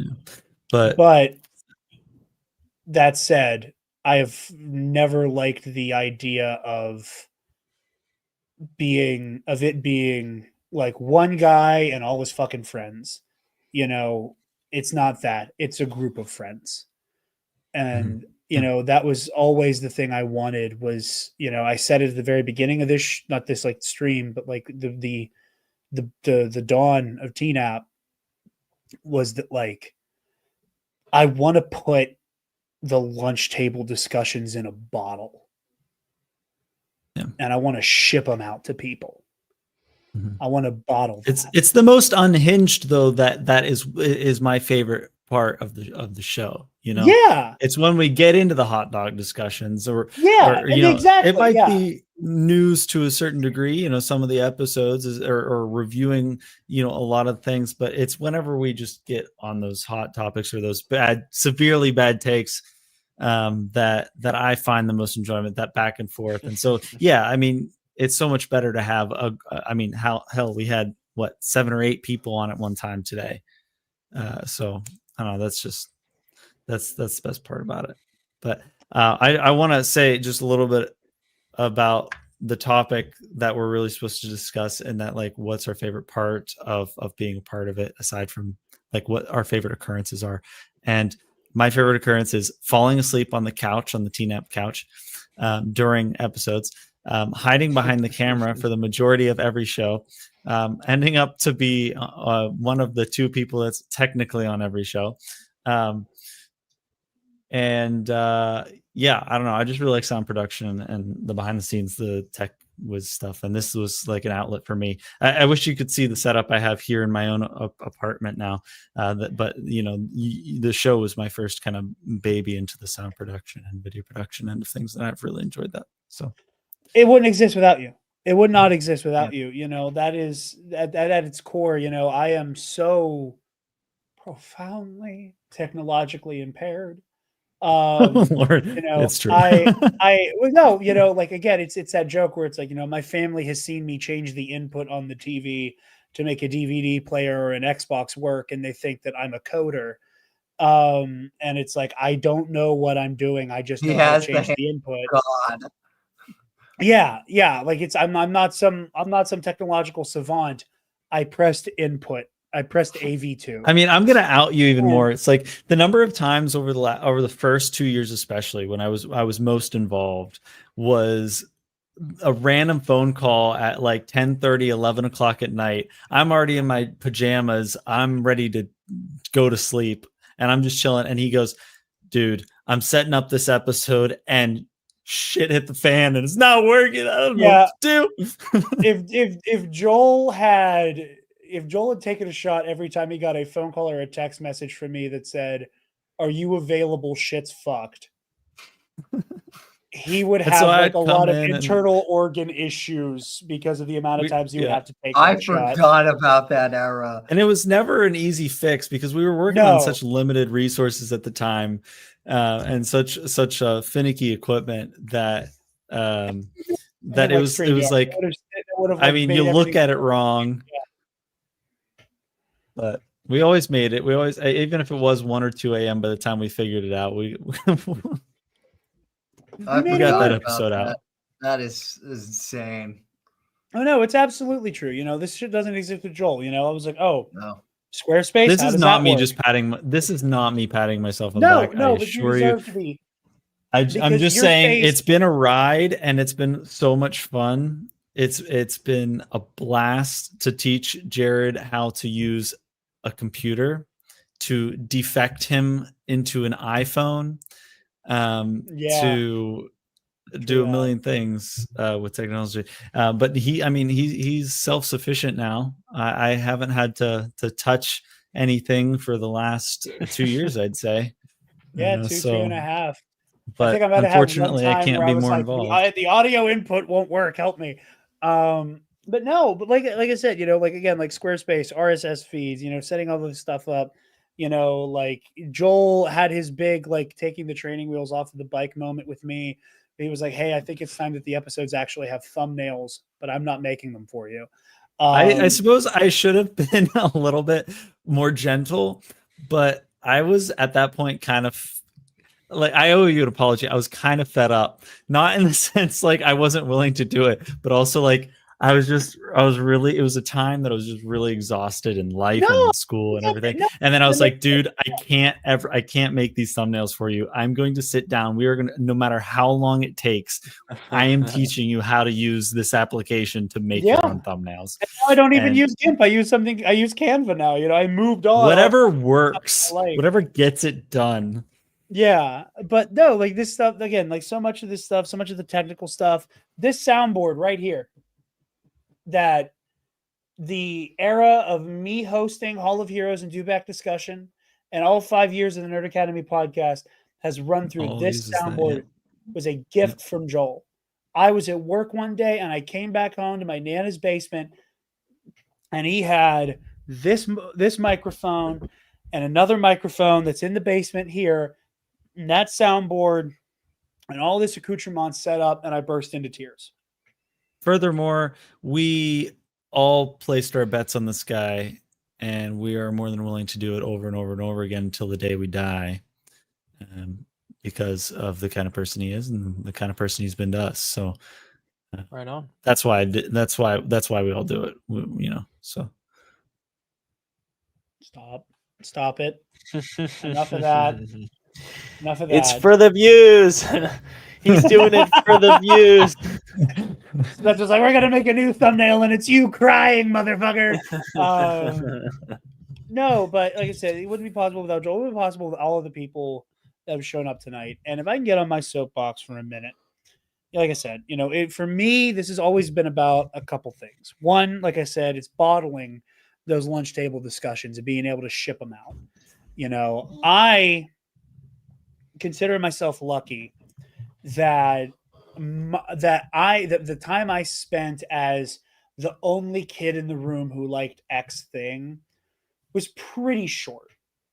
Because as I got older and got through elementary and junior high into high school, I found the people and cultivated the people who I was like, I can have conversations about these things that mean so much to me with these people all the time. And you know, and I always sought that out. And, you know, part of that was like, I loved listening to things like Comic Book Cast and Force Center and, you know, Collider's Jedi Council, where I was like, there's something so beautiful, you know, especially at the time where like, you know, I didn't go away to school like y'all did. So like, I was kind of like home. And granted, I'd listen to this podcast when I was a teenager. But like after we had all graduated, I was like, I don't have my people around me to have these conversations anymore. And then Force Center and CBC and, Jedi Council and all of these other, shows. I was like, oh, like, this is so close to the real thing. It fulfills me. Getting to hear other people have these conversations and hear new takes. And I fundamentally believe that even as it gets worn away at by way of grifters or by way of just like it kind of becoming hyper commercialized and co-opted by the companies themselves, I think the nerd pundit class is something special. And I think that those people in a very real way shape the way that we interact with these stories, and they set the tone for how we interact with these stories. Had it not been for, shouts out Ken Knapsack, Joseph Scrimshaw, Jen Landa over at Force Center, if it is not for Force Center and then Ken on Jedi Council so loudly beating the drum of, guys, I think we need to take another look at these prequels. Guys, I think we were too harsh on these films. I think we got it wrong. Maybe we should revisit this art and give it its day in court. A lot of Star Wars doesn't open up to people the way it has. And for as many fandom menace, limp dick, lying sacks of shit there are who take the beauty of the nerd public square and defile it and use it as a vehicle to be deeply hateful, profoundly dishonest, and just scummy in general. For every one of those types. For the money. For the money, for the attention, for the clicks, for the clout. Again, I'm not going to tell tales out of school. One of those big ones, he's like this because he couldn't get a gig at fucking Collider. How bad do you have to be that Collider said no? Anyway. I know who you talk. Oh, I unfortunately I know you know who I'm talking about. But, that has always disgusted me. But the things that I want Nerd Academy to stand for, the things that Bombadcast, Force Center, Octo, Radio, Comic Book Cast, all of the people we work with regularly, all of the people I respect, Star Wars Explained, all of the people that I look up to and value in this community, I think that what they do is they allow people to just have a moment to just live in these stories, understand what they're about, figure out why it makes them tick the way they do, and live in that and look back at art and think about it on a deeper level. To not just stop at Jar Jar talks funny and little kid Anakin is annoying and the dialogue is bad, to stop and take a moment and go, okay, yeah, I still feel those things, but this is a story about institutional decay and what happens when the systems fail us and they come crumbling down, and how, in the words of George Lucas, democracies aren't lost, they're sold away. Like, to stop and go, maybe the movie where Jar Jar steps in poop has more to say. And I want the conversations we have online about the stories that mean the most to us to be about that, to be more than just Easter eggs and hidden details and stuff like that. I think that we need to have better conversations about the art that moves us to our core. And I am proud of the work we all have done to take that lunch table discussion that starts at, you said big doo-doo this time, and be able to extrapolate that all the way out to really complicated conversations and conversations that mean something. Like, again, I think as a recent example, Spencer, when we were talking about Baylan Skoll's recasting, a lot of places, that's a very quick, oh yeah, the guy who played the Hound is playing Baylan Skoll now because the actor died. And instead of it just being that, we're having conversations about what this character is, what it means, how they keep calling attention to Baylan Skoll being this big guy. What does that mean? He's strong and he's physically imposing. How does that extrapolate into his philosophy? I'm proud of those conversations. I'm proud that there are people who may not have people around them they can just yap the ears off of about this shit, that they can come here and maybe simulate that conversation and get in the comments and give your opinions. I'm incredibly proud of what we've done here. If I can make a number of announcements, not a number, the main one this summer is going to be the first video essay I plan on releasing to this channel. I am knee deep in the first draft of a script I'm very excited for. No, it is not the Phantom Menace and How We Got Here Part 3. I have a first draft of that done. I just frankly don't have it in me right now to relive the Acolyte fallout. So I will get to Phantom Menace Part 3 when I get to it. And it will be full of ire and rage and venom, and I will hopefully have my euphoria moment. But in the meantime, I am working on a video essay I'm very excited about. Details to come, but my hope is that that will be out July, August. I really want to make sure I have the script where I want it. But it's for an idea I've talked about a lot. It's my Star Wars fighting game pitch video that I've been kind of sitting on for a while. So video essays, once we have this space fully converted into a studio, video essays are going to be a thing. Streaming is going to be a thing. I just am really excited for more time with the Nerd Academy. And I thank everybody who's been on this screen, everybody on this screen, everybody who's commented, everybody who's been through here. I thank you all. I'm really proud of this show. And, I had him, like I said, I was like, it's 5 years this year. And in January, I was like, I really need to do a whole thing about it. I was like, no, we deserve to. And I would like to thank everybody for the kind words about my birthday and everybody saying nice things about me. That wasn't the point. This is about the show, God damn it. But if I can't make anybody listen to me to save my life. So yeah, thank you all so very much. And I'm looking forward to another 5 years in the Nerd Academy podcast. Might change the name of the channel to just the Nerd Academy, because it's not just going to be a podcast anymore. It's going to be the video essays. It's going to be the streams, and the show is going to be where the bread is buttered. It's the main. But thing. TNAP is such a good.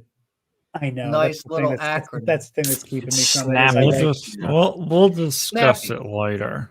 Listen, I don't think that band is going to be a problem. That was the one issue with the name of this fucking show. That's exactly what I'm referring to. There was a band called the Nerd Academy that I've never seen anything from. There was some random website that we were searching it up when we were trying to pick out a name, and I remember there being a Nerd Academy, and so we were like, well, but we could be the Nerd Academy podcast. It'll be completely different. That's wild. We'll revisit that. But all of that to say, thank you very much to everybody who's been a part of this show, as a guest, as a panelist, pundit, to the people who have helped build it up, to, everybody's been a part of it. Thank you very much. Thank you to Taylor, who, was also part of kicking me in the ass when I was like, I think I want to hang it up. Thank you to her for, constantly giving me, ideas, even if they're not ones I act on. They're things that I kind of tuck away in my mind as we need to circle back to that. It's come up a number of times. It's a fan favorite episode now, I guess, is us showing Taylor the Clone Wars for the first time. And that 3 hour long behemoth. And before this stream ends up being that long.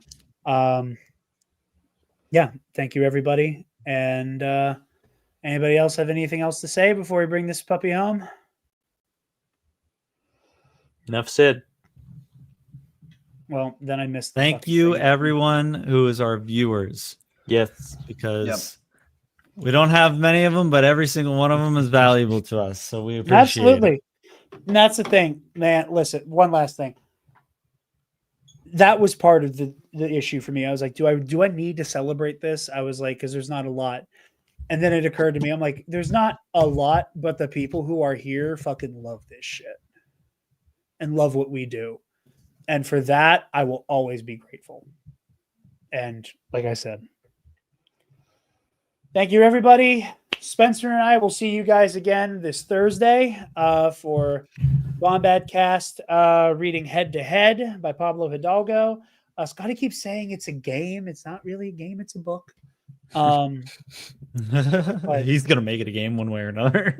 Louisiana school system. What are you gonna do? But thank you very much.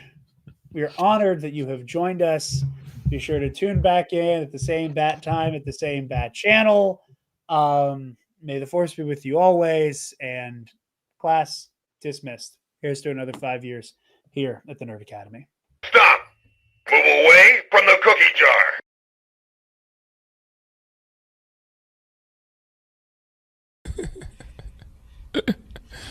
Sensational. It's gonna be a big nut bust.